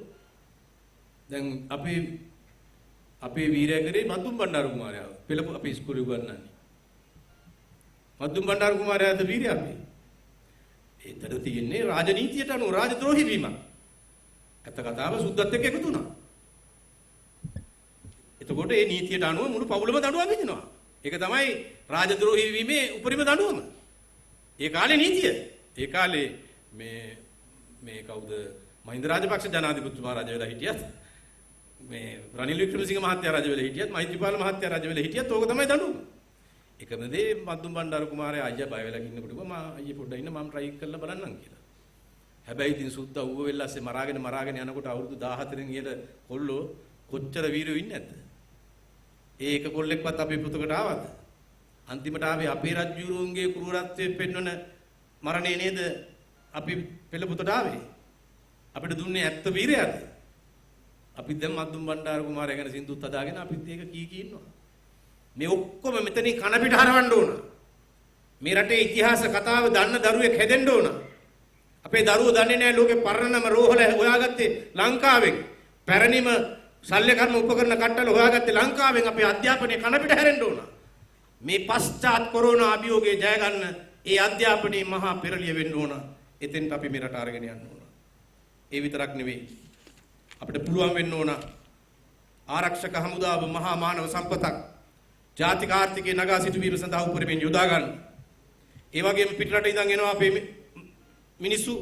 ඒ අයට ආරක්ෂක හමුදාව හරහා යම් අධ්‍යාපනික ක්‍රම ලබා දීලා විනය ලබා දීලා උන්න මේ රටේ නිෂ්පාදන ක්‍රියාදාමයට එකතු කරන්න අපිට පුළුවන් වෙන්න ඕන.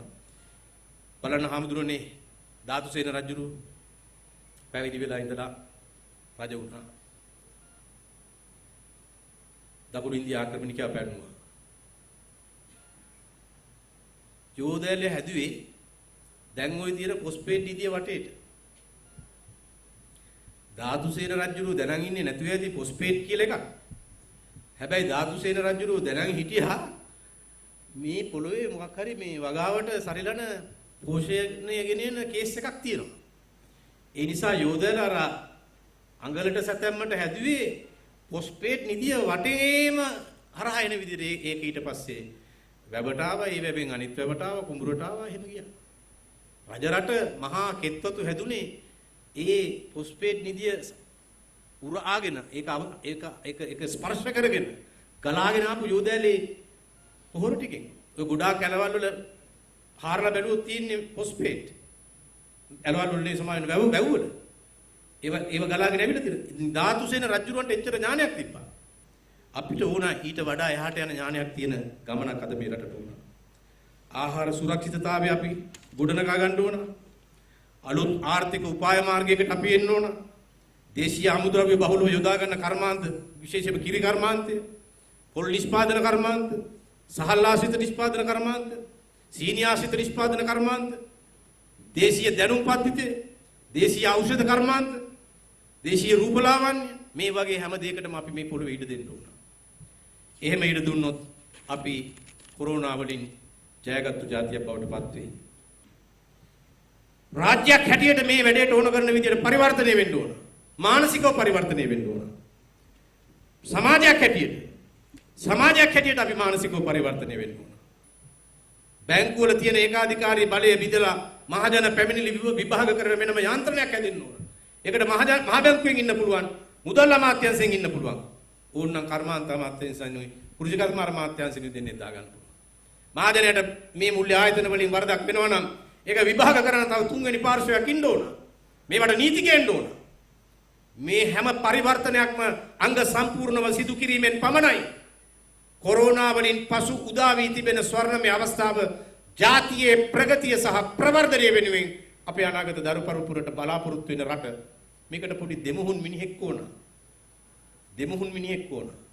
ඒ කියන්නේ නවීන තාක්ෂණය අපේ දරුවා IT දන්නවා, අරව දන්නවා. ඒකත් ඕන. ලැප්ටොප් එක අරගෙන මේ කුඹුරට බහින කොල්ලෙක් ඕන. ජාතිකවාදී හදවතක් ඕන. ඉතිහාසය ගැන දන්න මිනිහෙක් ඕන. රටේ මේ ජාතියේ උරුමය ගැන දන්න හදවතක් තියෙන දරුවෙක් ඕන. අන්නර තාක්ෂණයක් ඕන. ඒකත් ඕන. ඒකනේ අපේ දරුවෝ මේ කොරෝනා කාලේ අලුත් නිර්මාණ ගොඩක් හැදුවේ. කවුරු ගැනද හිතුවේ? නර්ස් ගැන, දොස්තර ගැන හිතලා හැදුවේ. අනිත් මිනිහාට මේ වසංගතයෙන් බේර ගන්න නම් මම මොකද්ද හදන නව නිර්මාණය? අන්න හදවත. අන්න හදවත තියෙනවා මේ දරුවන්ට. මේකට පණ දෙන්න ඕනේ. ඒ නිසා අපේ හාමුදුරුවනේ මහා වගා සංග්‍රාමයක් පණ ගන්නවා. හැම බින් අඟලක් මස් වද්දලා ඒවට ඕන කරන දේශීය බීජ වැඩි වැඩියෙන් නිපදවලා බීජ ඒකාධිකාරය පොඩි පට්ටම් කරලා දැන් කෙනෙක් මට කතා කරන්න ඕන කෙනෙක් එයා කපුව වවන්න දැන් ලෑස්ති වෙනවා. කුරුණෑගල පැත්තෙන් ඉඩම් මෙයා හොයාගෙන තියෙනවා. තව එයා හම්බන්තොට පැත්තෙන් ඉඩම් හොයනවා. එයා බලාපොරොත්තු වෙනවා කපුව වවන්න. නූල හදන්න. ලොක්ඩවුන් කරොත් චීනේ අවුරුද්දක් සෙත්ත පෝච්චි තමයි අපි ඔක්කොම. ඉන්දියාව ලොක්ඩවුන් කරොත් අවුරුද්දක් බෙහෙත් නැහැ. කන්න නැහැ. රටලුණු නැහැ. ඒ නිසා මේ පෙන්නලා තියෙන යථාර්ථය අපි හරියට ඒ අනුව හිට ගන්න ඕන. ඒ වගා සංග්‍රාමයක් මහා පරිවර්තනයක් වෙනුවෙන් මේ රටේ දේශීය නිෂ්පාදනයේ බීජ ඒකාධිකාරය කඩලා පොහොර මාෆියාව බිඳලා අපි එප්පාවල ෆොස්ෆේට් එකෙන් තව අවුරුදු 3ක් යන කලින් සුපර් ෆොස්ෆේට් නිපදවනවා. එතකොට මේ පොහොර ඒකාධිකාරයේ සැලකිය යුතු පංගුවකට අභියෝග කරන්න අපිට පුළුවන් වෙනවා. ඒ වගේම සැලසුම් සහගත ඉලක්කයක් ඕන ගොවියට ඕන. ගොවියට ඕන මේ කන්නේ මෙච්චර වවපන් මේ භෝගේ. අපි දන්නවා වෙළඳ පොළට ඉන්නේ කොච්චරද කියලා. නැත්තම් බුදුහාමේ අපි ආවුදුන්නේ වට්ටක හොඳට මේ ගාන හොඳ නම් වට්ටක වවන ඔක්කොම. අන්තිමට වට්ටක වලට මිල නැහැ. වට්ටකට කියන්නේ ටිකක් කම්මැලි ගමට වවන්න පුළුවන් භෝගයක්. වීජ ආපු ගමන් ඒක ඉබේ හැදෙනවා. ගොවියට තියෙන වෙන පැත්ත පොඩ්ඩක් ඉඳලා හිටලා බලන එක. එහෙම බෑ. ගොවියව සැලසුම් සහගතව මෙහෙවන්න ඕන. ඒකට ඕන කරන විදියට කෘෂිකර්ම අමාත්‍යාංශයේ පරිවර්තනය වෙන්න ඕන. මොන හෙක්ටයාර් ප්‍රමාණය මොනවද වවන්නේ? උදු වවන්නේ කොච්චරක්ද? කහ වවන්නේ කොච්චරක්ද? කොතනද අනෙක් බීජ වවන්නේ? එහෙම සැලසුමකට ඕන. ඒ සැලසුම ගොවියට ඕන. ඒ සැලසුම ගොවියට දීලා ගොවියව බලගන්නවන්න ඕන. දේශීය පාරම්පරික දැනුම තියෙන මිනිසු ටික කැඳවලා ඔවුන්ගේ නිෂ්පාදනය මොනවද දෙන්න පුළුවන් කියලා අහන්න ඕන. අහලා ඒවා වෙළඳ පොළට ගෙනල්ලා ඒවට තරංකාරී වෙන විදේශීය නිෂ්පාදන වලට බදු නම් බදු ගහලා වෙන මොනවා හරි කරන්න ගහලා හරි අපේ වෙළඳ පොළ ආරක්ෂා කරන්න. ඒ නිසා ඒ සැලසුම් සහගත ගමනට මේ රට යොමු විය යුතුයි. අපිට තව ප්‍රමාද වෙන්න බෑ. අපිට තියෙනවා මහා සාගරයක්, ජල ජීවි සම්පත් උපරිමයක්, මව් යාත්‍රා ජාලයක් හදලා ඒ සමස්ත මහා සාගරයේම ඒක ආර්ථික කලාපයක් බවට පත් කරන්න අපිට පුළුවන්. ඒ සාගරයෙන් අපි නෙලන්නේ බොහොම සුළු දෙයක්. ඒ සාගරය අපිට දෙන්න බලාගෙන ඉන්න සම්පත් අතිමහත් අපේ ආම්බුනේ. අපි නෙලන්නේ බොහොම පුංචි ප්‍රමාණයක්. අපේ දරුවෝ ඉන්නවට ඕවා හිතන.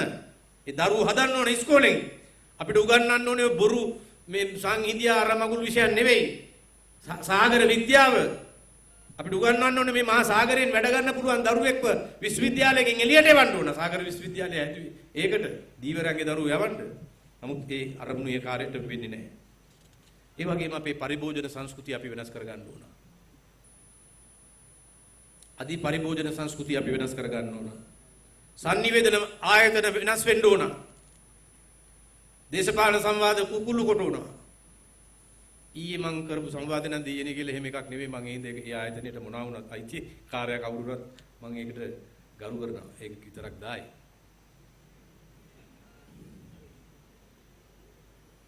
අපේ ජන sannivedana ආයතන වෙනස් වෙන්න ඕන. උදේට අර ඔත්තුමී කන්න උගන්ලා හරියන්නේ නැහැ. ඒගොල්ලෝගේ දරුවෝ ඒකට ගොදුරු වෙන්නේ. රසකාරක කවලා තමන්ගේම සභාපතිගේම දරුවා පිළිකාරෝහලට දක්වන්න එපා. මම මේ ළඟදී මල ගෙදරකට ගියා අවුරුදු 25ක තරුණයෙක් අවුරුදු 1කමාරක දරුවෙක් ඉන්නවා පිළිකාවක් හැදිලා මැරිලා.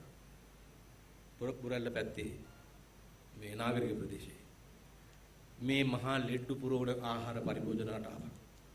මේක ප්‍රවර්ධනය කරනවා වෙනුවට මේ දැන්වීම වල තියෙන පෙරේතකමට මේ යන ගමන මොනවා හරි විදියකට වෙනස් වෙන්න ඕන. ඒක මාධ්‍ය ආයතන වලට තනි විවේචනය කරලා විතරක් බෑ. රජයක් හැටියට ඒකට මැදිහත් වෙන්න ඕන. මෙහෙම මැදිහත් වුණොත් මේ රටෙන් විදේශ විනිමය රටින් එළියට යන එක වළක්ව ගන්න පුළුවන් වෙයි. ඕවරෝල් සමස්ත ප්ලෑන් එක සැලසුමක් අපි ඉස්සරහ පිටට එයි. එහෙම නාවොත් ඇතැම් නිලධාරීන් මේව කඩාකප්පල් කරයි. වෙන අයගෙන් පඩි ලබන නිලධාරීන් මේක ඇතුළේ ඉන්නවා. වෙන තැන් වලින් මෙහෙවන අධිකරණ පද්ධතියේ සමහරුන් මේක ඇතුළේ ඉන්නවා. මම එහෙම කිව්වේ නැත්නම් මටත් නඩුවක් වැටෙනවා. එක එක තැන් වලින් මේ රටේ බොහෝම තීරණාත්මක තැන් වල ඉන්න මිනිස්සු මෙහෙවනවා. ඊයාන්ඩුවේ හිටපු හමුදාපති ඊට පස්සේ චන්දිල්ලුවනේ. දැන් කොහෙන්ද ඉල්ලන්නේ? මේ පරිල්ලනනේ. ඈ? ආරටින් පැන්න. නැත්තම් ෂුවර් එකට ඔය ඔරලෝසුවෙන් හරි අලියන් හරි ඉල්ලනවා. දැන් අර සෝෂල් මීඩියා වලින් හදන එක පොරවල්. මම නම්වත් කියන්න කැමති නෑ. උන්ට අහුවෙනවා. අහුවෙන්නේ නිකත් අය නෙවෙයි. හොඳ ඒ ලෙවල් කරපු ඩිග්‍රී තියෙන හරි පොෂ් කට්ටිය අහුවෙනවා. සල්ලිත් දෙනවා. මට මෙයා මහාචාර්ය ස්වාමීන් වහන්සේ තමයි. මට සමා වෙන්න ඕන උන්වහන්සේ උපන්දිනේ ඊයේ මට මේ අපි එක්කෙනෙක්ව උපන්දිනේ සුබපතන්න කියලා. මට හිත හදා ගන්න බැරි වුණා හඳුන්නේ සුබපතන්න. මගේ වරදක්. ਉਹ හේතුව මට ඒ ආම්දුරු මාව හිරේදී බලන්නත් ආවා. මම ලියපු පොත් දෙකක් දුන්නා. ඒ ආම්දුරු කිව්වා කාටවත් වැඩ කරලා හරියන්නේ නැහැ මාත්‍යෝ මම මේ පාර නාගානන්ද මාත්‍යට වැඩ කරනවා. මාව උඩ ගියා. මේ ජනතා විමුක්ති පෙරමුණත් එක්කත් අතීතයක් තියෙන මහාචාර්ය ස්වාමීන් වහන්සේ තමයි. මට හිතා ගන්න බැරි වුණා. ඒ කම්පණේ මට තාමත් තියෙනවා. ඉතින් මම වැරදි ඇත්තට මං ඊයේ ස්වනිවේචනයක් කරනවා. මං ඊයේ ඒ සුබපත වුණාන්සට කළ යුතු තිබුණා. හැබැයි ඉතින් මගෙත් එහෙම අඩුපාඩුවක් තියෙනවා. මෙහි ඒ නිසා මේ මෙන්න මේ සමාජ මාධ්‍ය, නිල මාධ්‍ය මේවායින් කපන බොරු වලවල් මේවෙන් අපි එළියට එන්න පුළුවන් මිනිහෙක් හදන්න ඕන. සබුද්ධික මිනිහෙක් හදන්න ඕන. අන්න අර කේන්ද්‍රීය ප්‍රශ්නයට සාපේක්ෂව හිට ගන්න. පරිධියේ ප්‍රශ්නවලට සාපේක්ෂව හිට නොගන්න. පරිධියේ ප්‍රශ්නවලට අදාළ විවේචනයක් තියාගෙන එහෙත් කේන්ද්‍රීය ප්‍රශ්නයට සාපේක්ෂව අද මොකද කේන්ද්‍රීය ප්‍රශ්නය? කොරෝනා වලින් පසු ශ්‍රී ලංකාවේ කේන්ද්‍රීය ප්‍රශ්නය මොකද්ද? නව ලිබරල් වාදී ආර්ථික වට්ටෝරුව ජීවන විලාසිතාව සියල්ල පසකලා නව ජාතිකවාදී ආර්ථික උපාය මාර්ගික ගමනකින් මේ රට කෙලින් සිටුවා වීම. මේක තමයි කේන්ද්‍රීය අභියෝගයේ කේන්ද්‍රීය ප්‍රශ්නය. ඒකට සාපේක්ෂව හිටගමු. ඒ අතරේ ඔන්න කෙනෙක් කියයි නාමල් කොණ්ඩේ ටිකක් වැඩියෙන් ගෝලයි. අරයා වාහනේ ටිකක් සිරා වාහනයක් කියයි. ඔය වගේ ඒවා කියයි. එතකොට නාගානන්දල පස්සේ යන්න පටන් ගන්නවා. නාගානන්දල පස්සේ ගියාට මෙලොවත් ඉලව්වක් වෙන්නේ නැහැ. කේන්ද්‍රීය ප්‍රශ්න විසඳෙන්නේ නැහැ. පරිධියේ ප්‍රශ්න විසඳෙන්නේ නැහැ. උගේ ප්‍රශ්න විසඳෙනවා. එච්චරයි වෙන්නේ. ඒ නිසා මෙන්න මේ අවබෝධයේ දැනුම සහිතව අපි මේ පරිවර්තන යුගයට යමු. සංචාරක කර්මාන්තයට අලුත් උපාය මාර්ගයක් හදමු. දේශීය ඖෂධ නිෂ්පාදනයත් එක්ක බැඳිච්ච නව කර්මාන්ත නව සංචාරක ව්‍යාපාරයක් හදමු. අපේ භාවනා කරන්න එන මිනිස්සු කොච්චර සල්ලිකාරයෝ වෙනවද අපේ ආමතුරුනේ. ඒ මහා අලුත් සංකල්ප මේවට ගේමු. අපේ ඉතිහාස කතාව මීට වඩා ලස්සනට ඒ සංචාරකයන්ට උගන්වමු. එක තැනක් තියෙනවද ලංකාවේ පූර්ව ඉතිහාසයයි මහාවංශිකයන් ඉතිහාසයයි දෙක එකට එකතු කරලා එක තැනක පෙන්වන තැනක් තියෙනවද ලංකාවේ? හදලා අපේ කෞතුකාගාරේ ගියාම මට මතකයි මුලින්ම මම පොඩි කාලේ ගියේ ලොකු තල්මහක්ගේ ඇට සැකිල්ලක් පේනවා. තල්මහක් නේද? ඈ ඌ ඉතින් මොකටද අපිට මේ තල්මහගේ ඇට සැකිල්ල තියෙන්නේ? මුහුදේ ඉන්නේ නැති. දැනුත් තල්මහසු මුහුදේ ඉන්නේ. ඔයිට වඩා ලොකු වුණොත් ඇති. ඉතින් අපේ කෞතුකාගාරේට ගියාම එක පාට පේන්නේ තල්මහගේ ඇට සැකිල්ල. ශ්‍රී ලංකාවේ සිටි වැදගත්ම පුද්ගලයා වන්නේ මේ තල්මසාය. ඒක තමයි පුරා විද්‍යාව. මේ මුළු ඉතිහාස කතාව එක තැනකට දරුවෙක් එක්කන් ගිහලා පෙන්වන්න අපිට නැහැ. මෙන්න මෙහෙම මහා පරිවර්තනයක්, මහා පින්තූරේ මහා පරිවර්තනයක්, සරසුම් සාගත පූර්ණ වෙනසක්. ඒ වෙනස යන්න සූදානම් බව අතිගරු ජනාධිපතිතුමන් ඒ බව පෙන්වනවා තියෙනවා. රාජ්‍ය යන්ත්‍රණයේ එකට එකග වෙමින් පවතින බව පෙනෙමින් තිබෙනවා. ඒක අපි අගය කරන ගමන් හැබැයි ටික නෙවෙයි ඕවරෝල් පික්චර් එක මුළු පින්තූරය හරියට සැලසුම් කරලා මේ මග මේ රට අවුරුදු 5ක් ගෙනිච්චොත් අපිට ගොඩ යන්න බැරි නෑ අපේ ආමුදුරනේ. අපිට ගොඩ යන්න පුළුවන්. මේ අපි ඉල්ලන්නේ ඒකට සරිලන වෙනස සිදු කරන අවස්ථාව බවට අපේ මේ ඉදිරි මැතිවරණයක් පත් කරගමු. ඒකට සරිලන ගුණය සහිත මිනිහා, ඒකට සරිලන මතය සහිත මිනිහා, ඒකට සරිලන අරගලය කළ හැකි මිනිහා. පක්ෂ තියෙන්න පුළුවන්, ජාතික නිදහස් පෙරමුණේ ඉන්නත් පුළුවන්, අනිත් තව තැනකත් ඉන්න පුළුවන්. මං කියන්නේ මේ ගුණේ තියෙන ඔක්කොම මිනිස්සු ඉන්නේ මෙතන අපි ගාව විතරයි කියලා.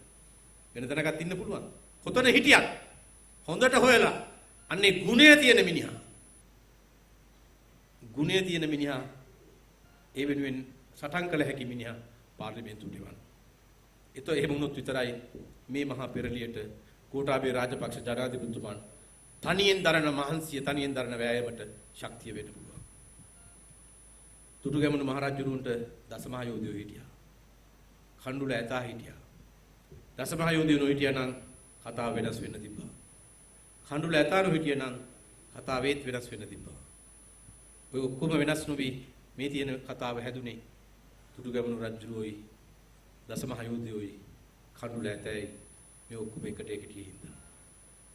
දැන් ඉතින් ඉදිරි පාර්ලිමේන්තුව දසමහා යෝධයන් නෙවෙයි, පුළුවන් නම් 225කම යෝධයන්, බැරි නම් 150ක යෝධයන්, ඒත් බැරි නම් ඕන 150ක යෝධයන් ඒ වෙනුවෙන් හදන්න හොයාගන්න ටිකක් අමාරුයි. කොහොමෙන් හරි හොයලා එදෙසට මේ රට පරිවර්තනය කිරීම සඳහා අපි පෙරමුණ ගනිමු. ඒ සඳහා ජාතික නිදහස් පෙරමුණේ අපි මේ නියෝජිත සමුළුවෙන් සහතික වෙනවා. ඒ වෙනුවෙන් ප්‍රතිඥා දෙනවා. එදෙසට මේ රට හැරවීම සඳහා අප සතු සෑම ශක්තියක්ම, හැකියාවක්ම, දැනුමක්ම, ඒ සියලු හැකියාවන් හා ශක්තියින් මුළු වෙර යොදා මේ මාතෘ භූමියේ ඒ නවමු පරිවර්තනයේ උදෙසා යොදවනවා. ඒ වෙනුවෙන් ඔබ වහන්සේලාගේ ආශිර්වාදය, ඒ වෙනුවෙන් මේ රටේ පොදු ජනතාවගේ දිරිගැන්වීම අපට ලබා දෙන්න. අපි ඔබට ණයකාරයෙක් නොවි මෙතෙක් මේ රටේ දේශපාලන ඉතිහාසයේ තීරණාත්මක සම්දිස්ථානවලදී අපි අපේ භූමිකාව පෙරලා යමක් අපේක්ෂා නොකොට ඉටු කළාසේ ඊටත් වඩා හොඳින් අපි මේ භූමිකාව ඉටු කරනවා. ඒ පිළිබඳව සහතික වෙමින්, ඒ පිළිබඳව ඔබ හමුවේ අවධාරණය කරමින් මගේ කරුණ දැක්වීම අවසන් කරනවා. මාතෘ භූමියට ජය වේවා. පශ්චාත් කොරෝනා අවධිය ජාතිය විජයග්‍රහණයේ අවධිය බවට පත් කිරීමට හැකි වේවා. ඔබ සැමට ශක්තිය හා ධෛර්යය වැඩි වැඩියෙන් ලැබේවා කියා පතමින් මම සමුගන්නවා. ජයෙන් ජය වේවා.